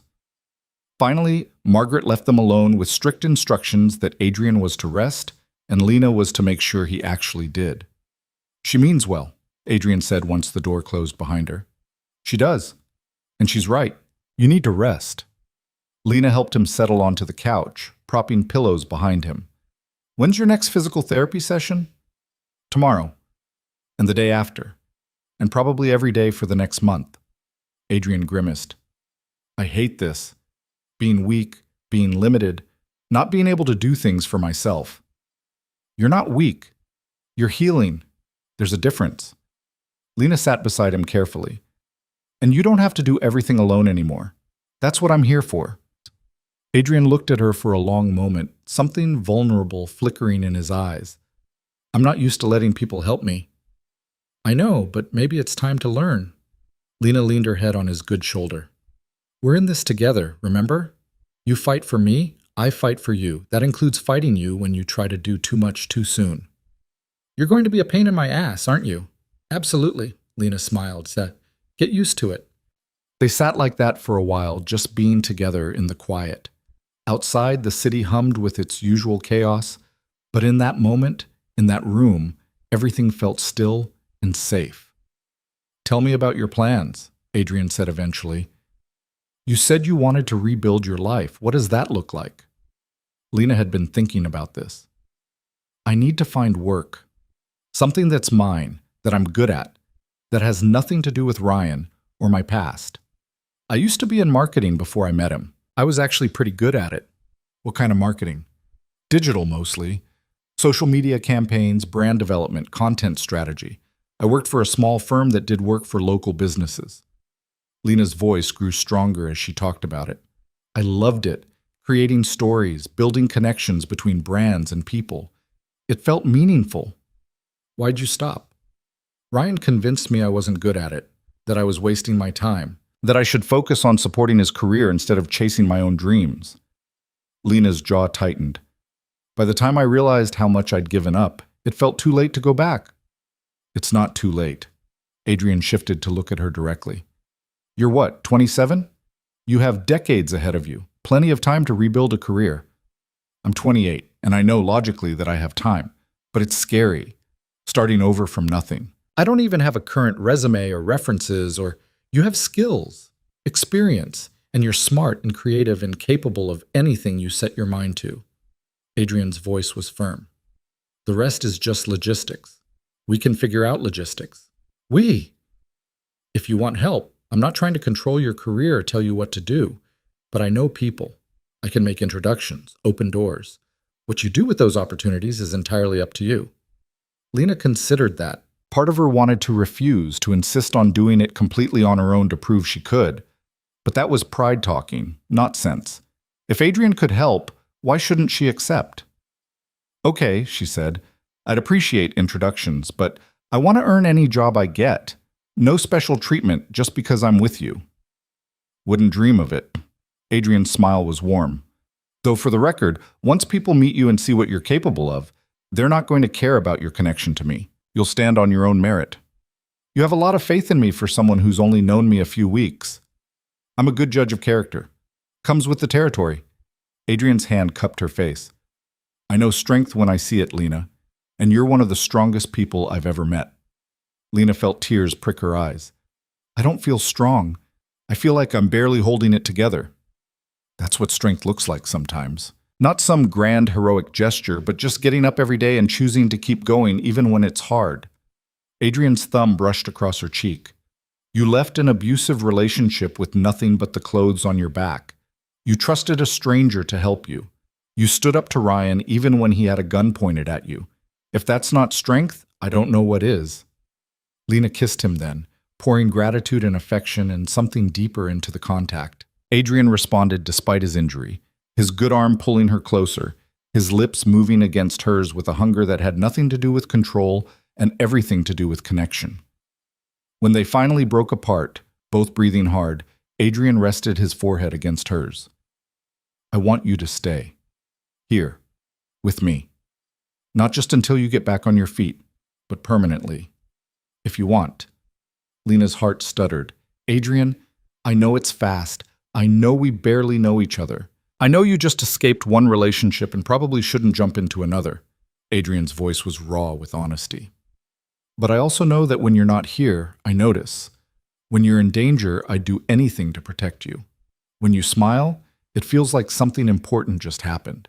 And I don't want to waste time pretending I don't feel that. I feel it too, Lena admitted. It terrifies me, but I feel it. So stay. Not because you need protection or because you have nowhere else to go. Stay because you want to. Because this, whatever this is between us, is worth exploring. Lena thought about everything that had happened since she'd run into the Raven Room that stormy night. How Adrian had given her safety without demanding anything in return. How he'd fought for her, protected her, nearly died for her. How he made her feel seen and valued and strong. But more than that, she thought about how he listened when she talked. How he asked her opinion before making decisions that affected her. How he'd promised to try to give her space instead of control. How he was learning to trust her the same way she was learning to trust him. This wasn't Ryan. This wasn't control disguised as love. This was something real and complicated and worth the risk. Okay, she said softly, I'll stay. Adrian's smile was like sunrise, slow and warm and transformative. Yeah? Yeah. Lena laughed, feeling lighter than she had in years. But I'm getting my own job and my own money and my own independence. I'm staying because I choose to, not because I have to. I wouldn't want it any other way. Adrian pulled her close again, careful of his shoulder. We'll figure this out together. All of it. The logistics, the boundaries, the complicated reality of building something real instead of something safe. Together, Lena agreed. Over the next 2 weeks, they fell into a routine. Lena helped Adrian with his physical therapy exercises, made sure he took his medications on time, and generally kept him from overdoing it as his shoulder healed. In return, Adrian made introductions to people in the marketing world, helped her update her resume and portfolio, and gave her the space and resources to rebuild her professional life. She had 3 interviews in the first week. 2 were polite rejections, but the third was with a boutique agency that specialized in storytelling for small businesses. The owner, a woman named Sarah Chen, no relation to the detective, was sharp, creative, and immediately interested in Lena's ideas for their upcoming campaigns. I can offer you a contract position to start, Sarah said at the end of the interview. 3 months, with the possibility of going permanent if it's a good fit. The pay isn't spectacular, but the work is interesting and you'd have a lot of creative freedom. I'll take it, Lena said without hesitation. She started the following Monday. The work was challenging and demanding and exactly what she needed. She threw herself into campaigns for a local coffee roaster, a vintage clothing shop, and a non-profit that helped domestic violence survivors, the last one hitting particularly close to home. Adrian watched her transformation with quiet pride. She grew more confident with each passing day, more sure of herself, more willing to voice opinions and push back when she disagreed with him. It was exactly what he'd hoped for, even when it meant having actual arguments about things like whether she needed a security detail when she went to work. I'm not having you followed, Lena said firmly during one such argument. Ryan's in jail. The threat is over. The threat from Ryan is over, but you're with me now, and that comes with complications. Adrian's jaw was set in that stubborn way that meant he wasn't going to let this go easily. There are people who might try to use you to get to me. Then we'll deal with that if it happens. But I'm not living in a bubble, Adrian. I'm not trading one cage for another, even if this one has better intentions. Adrian opened his mouth to argue, then stopped, took a breath, visibly forced himself to step back. You're right. I'm sorry. I'm doing the thing I promised not to do. You are, Lena's voice softened. I know it's hard. I know your instinct is to protect. But I need you to trust that I can take care of myself. I do trust you. It's the rest of the world I don't trust. I know, but you can't protect me from everything, and you'll drive yourself crazy trying. Lena moved closer, taking his hands. How about a compromise? I'll check in with you regularly when I'm out. I'll pay attention to my surroundings. I'll take basic safety precautions. But no surveillance, no guards, no tracking my every move. Adrian clearly didn't like it, but he nodded. Okay. But if anything feels off, anything at all, you call me immediately. Deal. It was these small negotiations, these constant recalibrations of boundaries and trust that slowly built the foundation of something real between them. They learned each other's rhythms, their triggers, their needs. Adrian learned to ask instead of assume. Lena learned to accept help without seeing it as a loss of independence. 6 weeks after the shooting, Ryan's preliminary hearing took place. Lena testified, her voice steady and clear as she described the abuse, the escalation, the final violent confrontation. Ryan's lawyer tried to paint her as unstable, as someone who'd manipulated both Ryan and Adrian for her own gain, but Victoria Lang destroyed that narrative with surgical precision, presenting medical records, witness testimony, and security footage that told the real story. The judge bound Ryan over for trial and added additional charges. His lawyer tried to negotiate a plea deal, but the DA refused. They wanted the full 25 years, and with the evidence they had, they were confident they'd get it. Lena walked out of the courthouse feeling lighter than she had in years. Emma was waiting outside, having flown in to support her sister.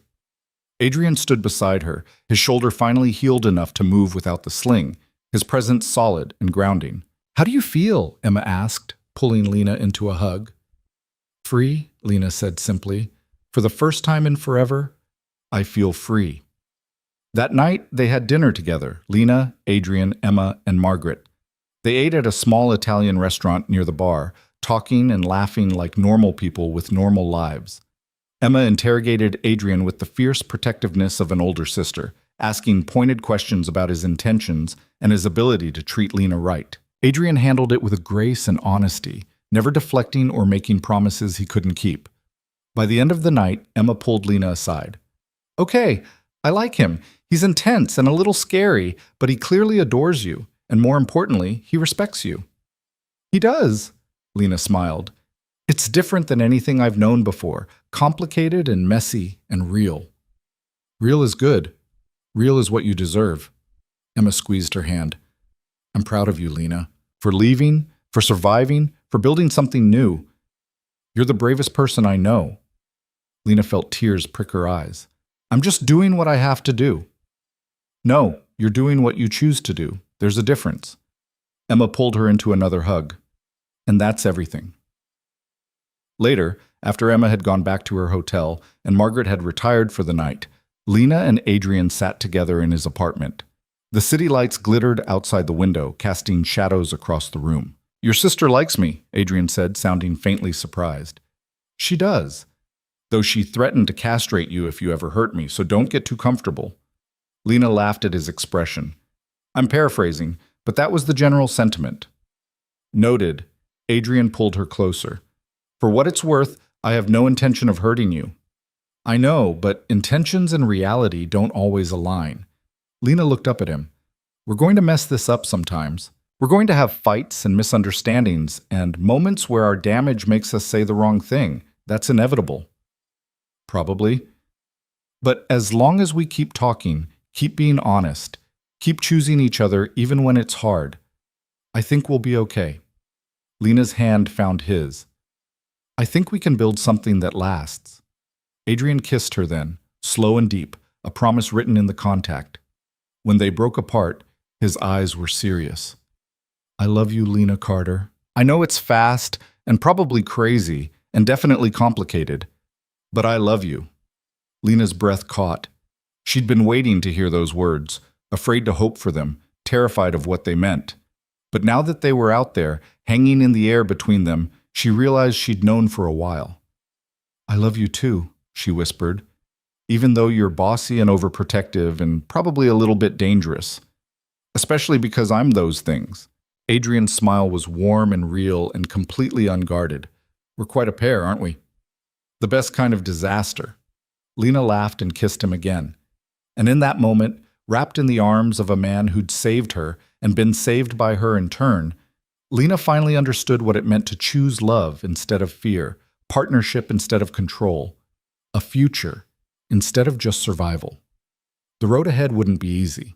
There would be Ryan's trial to endure, Adrian's complicated world to navigate, the ongoing work of healing from trauma and learning to trust. But for the first time, Lena felt ready for all of it, because she wasn't facing it alone. And she wasn't facing it as a victim anymore. She was facing it as herself, strong, capable, and finally, completely free. 3 months later, winter settled over the city with a crisp clarity that made everything feel sharp and new. Lena stood in front of the bathroom mirror in Adrian's apartment, adjusting the collar of her burgundy blazer. Her reflection showed someone she barely recognized from 6 months ago, confident, polished, alive in a way she'd forgotten was possible. Her phone buzzed with a text from Sarah. "Client loved the campaign. They're signing for another 6 months. You're officially indispensable." Lena smiled and typed back a quick thank you before grabbing her bag. She found Adrian in the kitchen, making coffee with the kind of focused intensity he brought to everything. His shoulder had healed completely, though she'd caught him rubbing it absently when he thought she wasn't looking. "Big day," he asked, handing her a cup exactly how she liked it. 2 sugars, splash of cream. "The Morrison pitch. If we land them, it's the biggest account the agency's had in 2 years. Lena took a sip, savoring the warmth. "Sarah's putting a lot of faith in my strategy." "She should. Your work is exceptional." Adrian kissed her forehead. "You'll kill it." "You have to say that. You're contractually obligated as my boyfriend." "I'm saying it because it's true. The boyfriend thing just means I get to be smug about it when you succeed." His smile turned serious. "Though speaking of big days, Victoria called. The trial starts next week. Final jury selection is today." The coffee suddenly tasted bitter. Lena set down the cup, her brief moment of normalcy evaporating. "Already?" "Ryan's lawyer tried for another continuance, but the judge denied it. They're out of delays." Adrian's hand found hers. "You ready for this?" Lena wanted to say yes, wanted to project the same confidence she'd felt looking in the mirror moments ago, but the truth was more complicated. "I don't know. I've been preparing for months, but now that it's actually happening." "You're scared, terrified." Lena's grip tightened on his hand. "What if the jury doesn't believe me? What if they think I'm making it all up, that I manipulated the situation somehow? Then Victoria will show them the medical records, the text messages, the security footage, and the testimony of 2 other women Ryan did the same thing to." Adrian's voice was firm. "The evidence is overwhelming, Lena. Ryan's going to prison. That's not in question." "Then why do I still feel like he has power over me?" Adrian pulled her close, and she let herself sink into his embrace, breathing in his familiar scent. "Because trauma doesn't follow logic.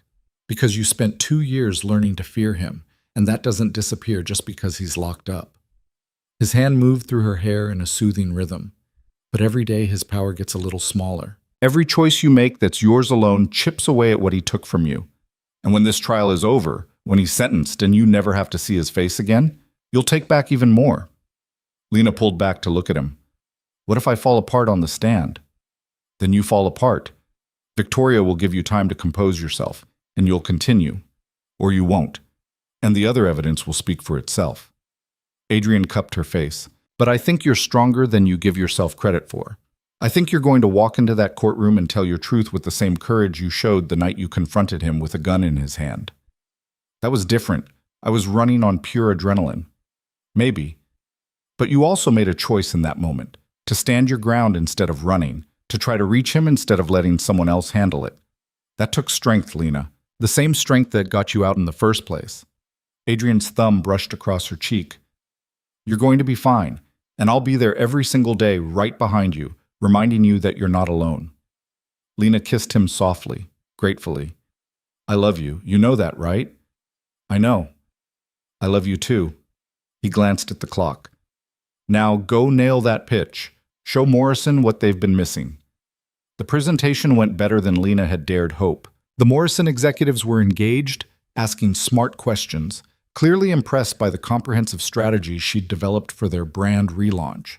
By the end of the 2-hour meeting, they were already talking about implementation timelines and budget allocation.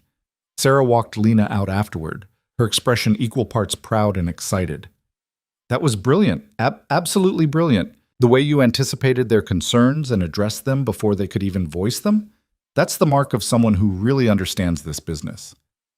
"I just tried to think about what I'd want to know if I were in their position." Lena felt the familiar buzz of professional satisfaction, the kind she'd forgotten she was capable of feeling. "Do you think they'll sign?" "I think they'd be idiots not to. And the Morrison family didn't build a $50 million company by being idiots. Sarah squeezed her shoulder. Go celebrate. Take the afternoon. You've earned it. Lena left the office feeling like she was floating. She'd done it. Landed a major account entirely on her own merit, with no help from Adrian's connections or influence. This was hers. Completely, undeniably hers. She was heading back toward the Raven room when her phone rang. Victoria's name flashed on the screen. Victoria, hi. Adrian said jury selection is today?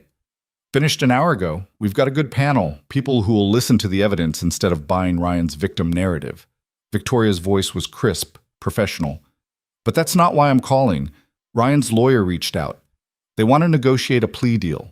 Lena stopped walking, her heart suddenly pounding. What kind of deal? 15 years, eligible for parole in 10. He'd plead guilty to assault with a deadly weapon and the restraining order violation. The attempted murder charge would be reduced to aggravated assault. That's it? After everything he did, he'd only serve 10 years? Maybe less with good behavior. I know it's not what we want, but the DA thinks we should consider it. A plea deal means no trial, no cross-examination, no risk of a jury coming back with something lighter. Lena's mind raced. No trial meant no standing in front of Ryan, no reliving every terrible moment of their relationship in front of strangers. It meant closure, faster, but it also meant Ryan would get away with less than what he deserved.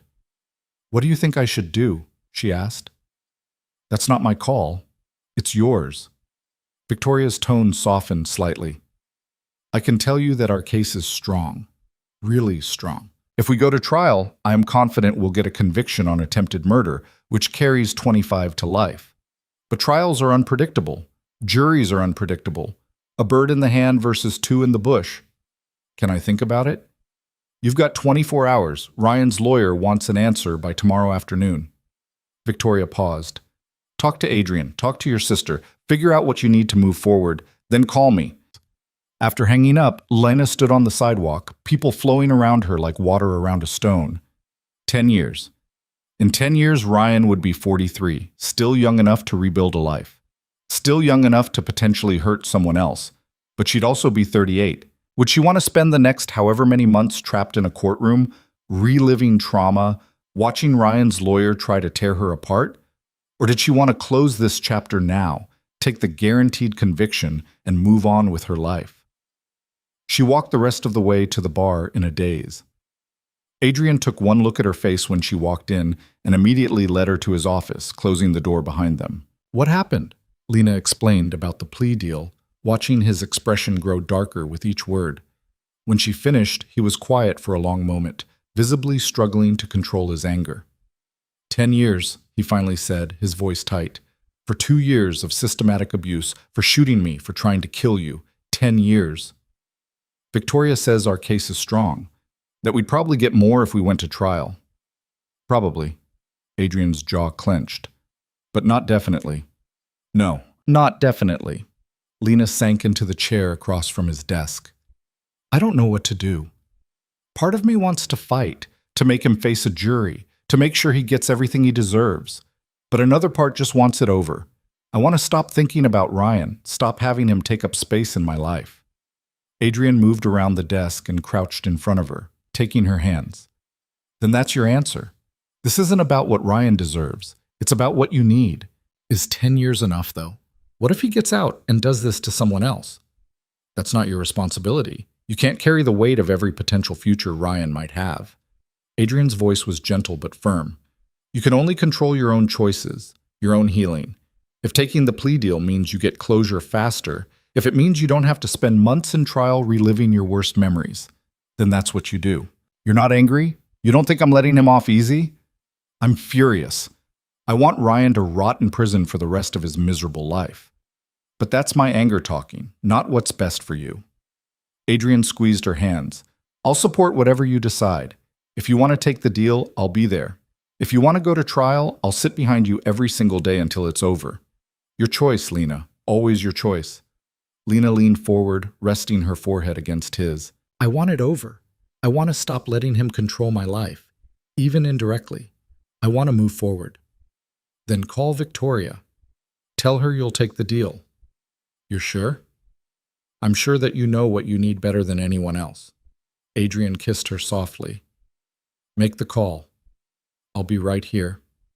The plea hearing happened 3 days later in a courtroom that smelled like old wood and stale coffee. Lena sat in the front row between Adrian and Emma, her hands clasped so tightly her knuckles had gone white. Victoria sat at the prosecutor's table, reviewing notes with the DA, and then Ryan was brought in. Lena had prepared herself for this moment, but seeing him still hit like a punch to the chest. He looked diminished somehow, thinner, older, the cocky confidence that had once defined him completely gone. He wore an orange jumpsuit and handcuffs, his eyes downcast as the bailiff led him to stand beside his attorney. The judge entered, and everyone rose. Judge Martinez was a stern woman in her 60s with sharp eyes that missed nothing. She reviewed the plea agreement with meticulous care before looking at Ryan. Mr. Blake, you're pleading guilty to assault with a deadly weapon, aggravated assault, and violation of a restraining order. Do you understand the charges? Yes, Your Honor. Ryan's voice was hoarse.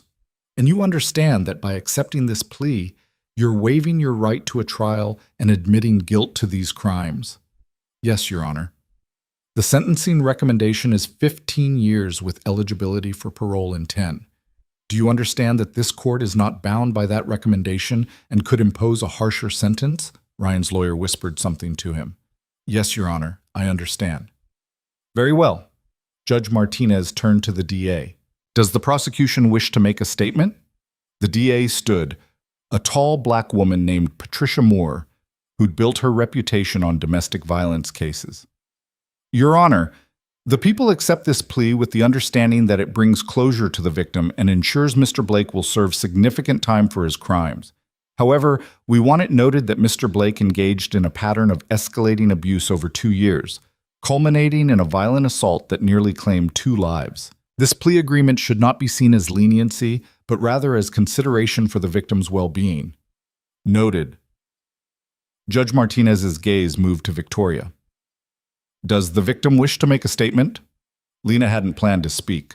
The whole point of the plea deal was to avoid this, to avoid having to face Ryan in open court. But something in the judge's question made her stand. Yes, Your Honor, I'd like to say something. Adrian's hand squeezed hers before letting go. Emma whispered, You've got this. And then Lena was walking forward, her legs somehow steady, despite the fear coursing through her. She stood at the podium, looking not at Ryan, but at the judge. My name is Lena Carter. For 2 years, Ryan Blake made me believe I was nothing without him. He isolated me from everyone who cared about me. He controlled every aspect of my life. What I wore, what I ate, where I went, who I talked to. He hit me, choked me, violated me, and made me believe it was my fault. Her voice grew stronger with each word. When I finally found the courage to leave, he hunted me down. He filed false reports claiming I was unstable. He showed up at the place where I'd found safety and threatened the man protecting me. And when words weren't enough, he brought a gun and tried to kill us both. Now she let herself look at Ryan. He was staring at the table, refusing to meet her eyes. I'm accepting this plea deal not because I think you deserve leniency. You don't. I'm accepting it because I refuse to give you any more of my life than you've already taken. I refuse to spend months in a courtroom while you and your lawyer try to destroy my credibility and twist the truth. I'm done letting you have power over me. Lena turned back to the judge. I want it noted that Ryan Blake is dangerous, that he has a history of abusing women, manipulating systems, and refusing to take responsibility for his actions. 10 years is not enough for what he did.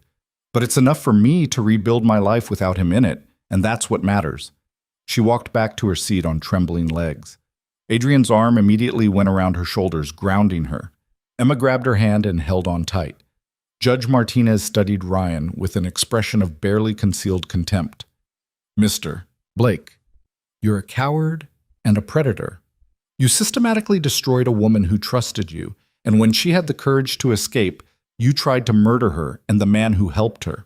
The only reason you're standing here accepting a plea deal instead of facing a jury is because your victim has more grace than you could ever comprehend.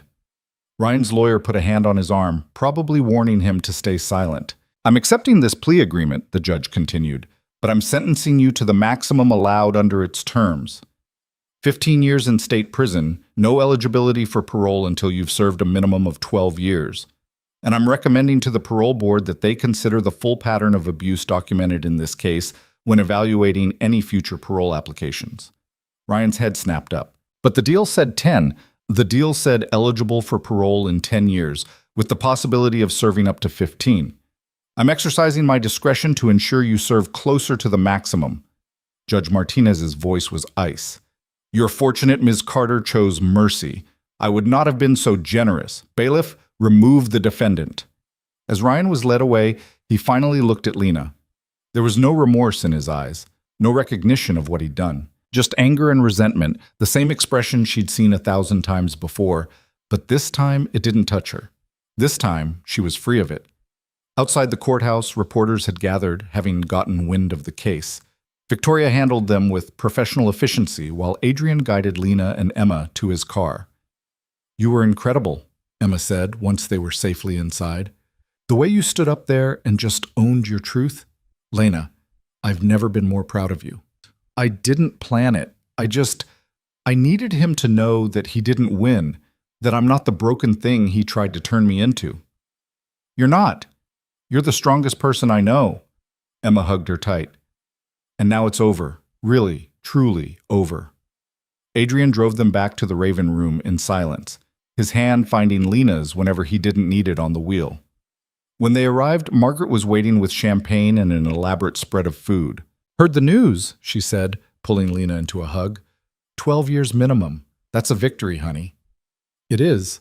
Lena felt the truth of it settling into her bones. It really is. They celebrated quietly. Lena, Adrian, Emma, Margaret, and even Marcus, who showed up with an awkward smile and congratulations. It felt surreal, marking the end of something so terrible with champagne and laughter.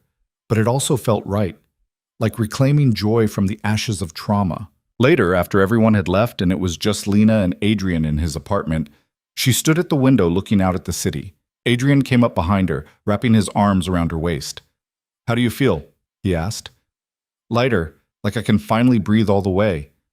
Lena leaned back against him. Is it strange that I almost feel sorry for him?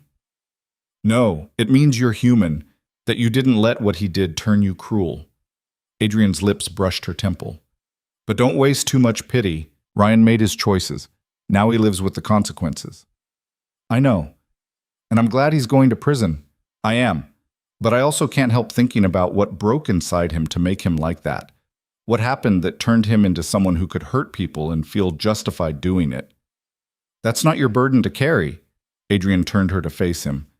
You can have compassion for the broken parts of him without excusing what he did or taking responsibility for his healing. Some people are just broken, Lena, and sometimes the best thing we can do is make sure they can't break anyone else. Lena nodded, knowing he was right. So what happens now? Now that the trial's over and Ryan's locked away and I don't have to be looking over my shoulder anymore? Now? We live, really live, not just survive. Adrian's smile was warm. You keep killing it at your job. I keep running my admittedly questionable business empire. We figure out this thing between us without the shadow of Ryan Blake hanging over everything. That sounds terrifying. Good terrifying or bad terrifying? Lena thought about it. Good, I think. The kind of terrifying that means possibility instead of danger. I can work with that. Adrian kissed her, slow and thorough. I love you, Lena Carter. Not because you need saving or because you're some project to fix. I love you because you're brave and strong and you make me want to be a better man. You are a better man. With me. Lena smiled against his lips. You're learning to let go, to trust, to build something real instead of just protecting your empire. See? Growth. Adrian's expression turned serious. I want to build a life with you, not just this temporary thing while you get back on your feet. An actual life. Partnership. Future. All of it. Lena's heart stuttered. Adrian, I'm not proposing. Not yet. We've got time for that. His hand cupped her face. But I'm saying I want that future. With you. When you're ready. When I'm ready, Lena echoed, letting the words settle. A future. Not just survival or recovery, but an actual life stretching out ahead of her, full of possibilities she was free to choose. I want that too. Maybe not tomorrow or next month, but eventually. I want to build something real with you. Eventually works for me.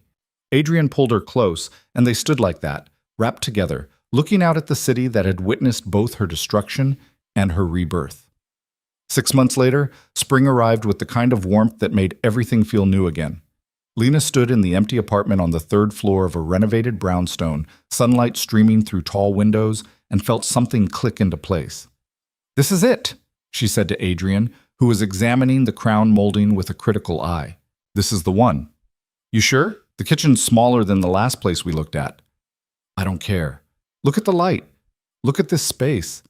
Lena turned in a slow circle, already imagining how she'd arrange furniture, where she'd put her desk, which wall would be perfect for the painting Emma had given her. "This feels like home." Adrian smiled, that soft expression he only showed her. "Then let's make an offer." They'd been looking at apartments for the past month, searching for a place that was theirs, instead of just his or just temporary. Lena had saved enough from her salary to contribute to rent and utilities, insisting on splitting costs despite Adrian's protests that he could easily afford to cover everything. "It's not about what you can afford," she'd argued. "It's about this being ours. Equal partners, equal investment." He'd eventually conceded, recognizing her need for financial independence. And now, standing in this sun-filled apartment that felt like possibility made tangible, Lena felt the last piece of her old life fall away. The apartment in Ryan's name that had been a cage, the room above the bar that had been a sanctuary, and now this, a space she was choosing, paying for, making her own. "I can't believe this is my life now," she said quietly. Adrian came to stand beside her. "What do you mean?" "A year ago I was trapped, scared, convinced I'd never escape. And now look, I have a job I love, an apartment I'm choosing, a man who treats me like an equal." Lena turned to him. "Sometimes I wake up and have to remind myself this is real, that I actually made it out." "You did more than make it out. You thrived." Adrian's hand found hers. "You took everything Ryan tried to take from you and you built it back stronger. That's not luck, Lena. That's you. It's also you. You gave me the chance to rebuild. I gave you a safe place to land. You did the rebuilding yourself." Adrian pulled her close. "And you're going to keep building. A career, a home, a life that's entirely yours. I'm just lucky enough to be part of it." They signed the lease the next day. Spent the following weekend moving Lena's steadily growing collection of belongings from the bar to the new apartment. Emma flew in to help, bringing housewarming gifts and running commentary on Adrian's furniture choices. "This couch is great," she said, flopping onto the charcoal sectional Adrian had ordered. "But you need color.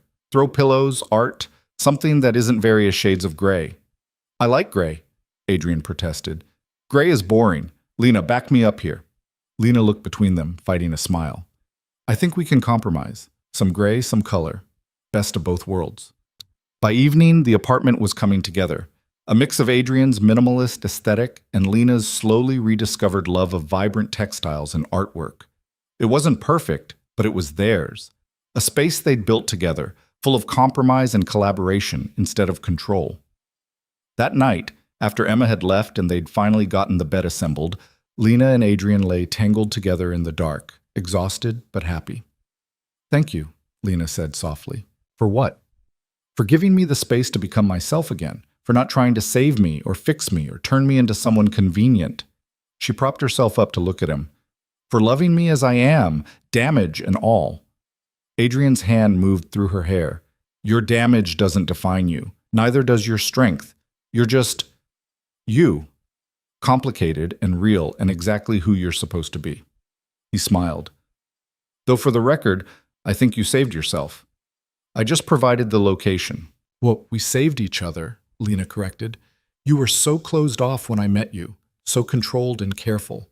But look at you now, decorating an apartment, compromising on throw pillows, building something with someone instead of just protecting your empire." "See? Growth." Adrian pulled her down for a kiss. "We're both works in progress. The best kind." Work continued to go well.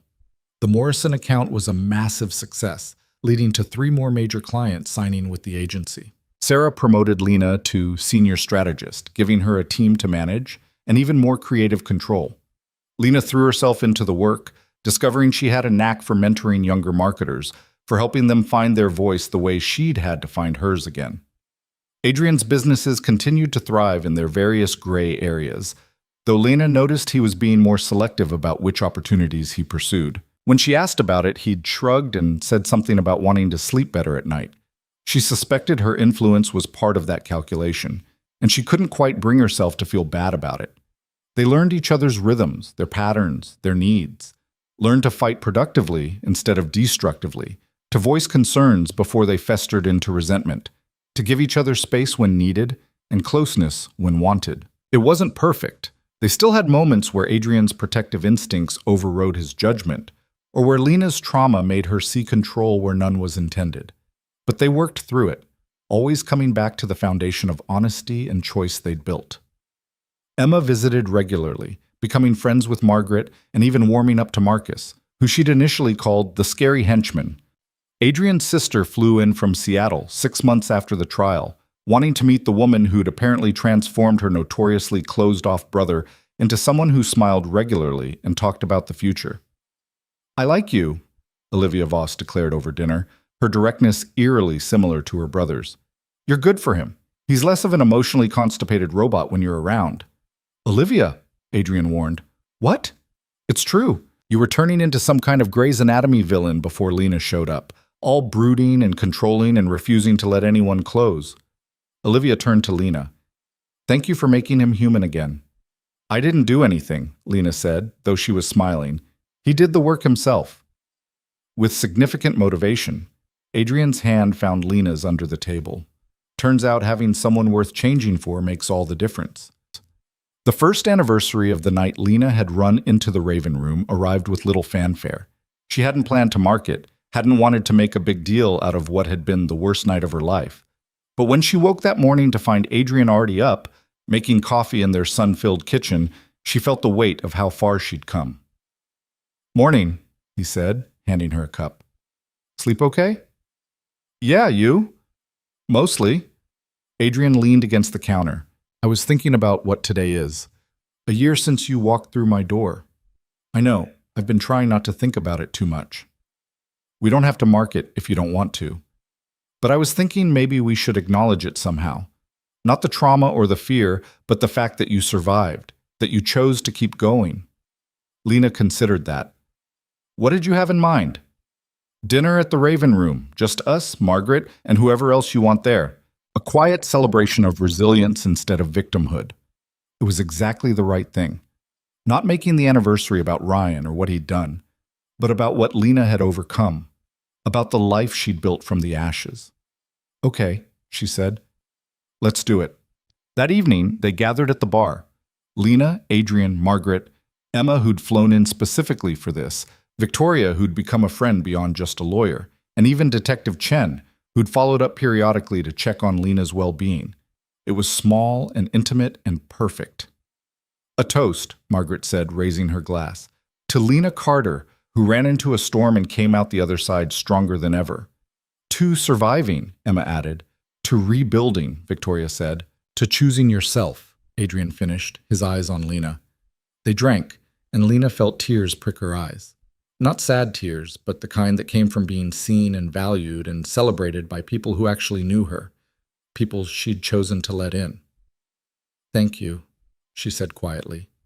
"All of you, for helping me find my way back to myself."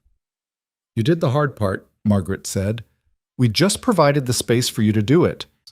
Later, after everyone had left and it was just Lena and Adrian in the empty bar, she walked to the exact spot where she'd stood that first night. Dripping wet, terrified, desperate. She remembered how small she'd felt, how broken, how convinced she'd never be whole again.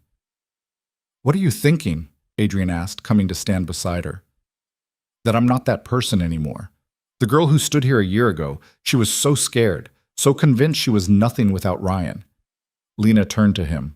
"I'm not scared anymore. Not of being alone, not of making choices, not of building a life on my own terms." "No, you're not?" Adrian's smile was proud. "You're fierce and capable and exactly who you were always meant to be. Because you gave me the chance to remember that. Because you had the courage to take that chance. Adrian pulled her close. I keep telling you, I didn't save you, Lena. I just got to witness you saving yourself. 3 months later, on a crisp autumn evening, Adrian took Lena back to the Raven room. She thought it was just dinner, their usual Thursday routine. But when they walked in, the bar was closed to the public, candlelight flickering on every surface, soft music playing in the background. Adrian, what? He took her hands, and she saw something vulnerable flicker across his face. A year and 3 months ago, you ran into my bar with nothing but hope and desperation. You trusted me when you had no reason to. You let me help you, but more importantly, you helped yourself. And somewhere in that process, I fell completely in love with you. Lena's heart was suddenly hammering. Adrian, let me finish. His smile was nervous, an expression she rarely saw on him. You've taught me how to let go, how to trust, how to build something real instead of just protecting myself from the world. You've made me want to be better, do better, live better, and I don't want to do any of it without you. He dropped to one knee, pulling a small velvet box from his pocket. Lena's breath caught. Lena Carter, will you marry me? Not because you need me or because I saved you, but because we choose each other. Because we're better together than we are apart. Because what we've built is worth making permanent. Lena looked down at him. This complicated, dangerous, surprisingly gentle man who'd given her space to heal and time to grow and love without conditions. She thought about how far she'd come, how much she'd rebuilt, how strong she'd become. And she realized that saying yes wasn't about needing him. It was about choosing him, about choosing the life they'd built together, the partnership they'd forged, the future they could create. Yes, she said, her voice steady and sure. Yes, I'll marry you. Adrian slipped the ring on her finger, a simple platinum band with a single diamond, elegant and understated and perfect. Then he stood and kissed her, and the bar erupted in applause. Margaret emerged from the back with champagne, Emma appeared with tears streaming down her face, and Lena realized Adrian had orchestrated this entire thing with the people who mattered most. You planned this, she accused, laughing through her own tears. I've been planning it for months, waiting for the right moment. Adrian's hand cupped her face. And tonight felt perfect. Not an anniversary of trauma, but a celebration of everything we've built. They celebrated late into the night, surrounded by the people who'd helped Lena rebuild her life. And when it was finally just her and Adrian walking back to their apartment through the city streets, Lena felt something settle in her chest. Peace. Real, genuine peace. Not the absence of fear, but the presence of certainty that she was exactly where she was supposed to be, with exactly who she was supposed to be with, living exactly the life she was meant to live. I love you, she said to Adrian, squeezing his hand. I love you too. He pulled her close, kissing the top of her head. More than I thought I was capable of loving anyone. We're going to be okay, Lena said. Whatever comes next, we're going to be okay. Yeah, Adrian agreed, his arm tight around her shoulders. We really are. And as they walked together through the city that had witnessed both her destruction and her rebirth, Lena knew it was true. She'd survived the worst things she could imagine. She'd rebuilt herself from nothing. She'd learned to trust, to love, to choose her own path. She was no longer running from anything. She was running towards something, a future she was creating, one choice at a time. A future filled with partnership instead of control, with freedom instead of fear, with love that empowered instead of diminished. Ryan Blake was locked away where he belonged, serving his time and slowly becoming irrelevant to her story.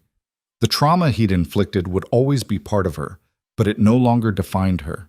She'd taken what he'd tried to destroy and forged it into something stronger, something beautiful, something entirely her own. 6 months later, they married in a small ceremony at the Raven Room, the place where her new life had begun. Emma stood as her maid of honor. Marcus served as Adrian's best man, awkward but sincere in his role. Margaret officiated, having gotten ordained online specifically for the occasion. Do you, Lena Carter, take Adrian Voss to be your lawfully wedded husband? Margaret asked, her voice thick with emotion. I do. No hesitation, no doubt.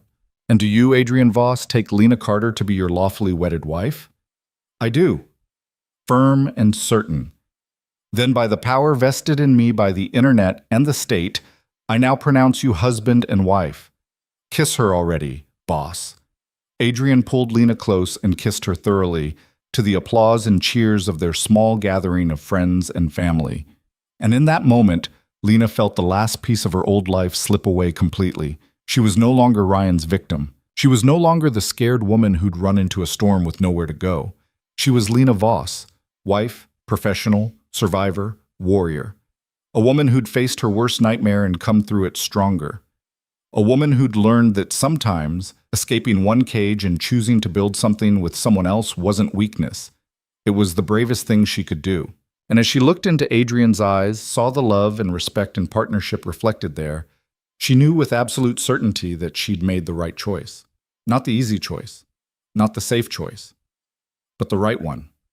The choice that had led her here, to this moment, to this life, to this man who'd helped her remember that she was worth saving, not by him, but by herself.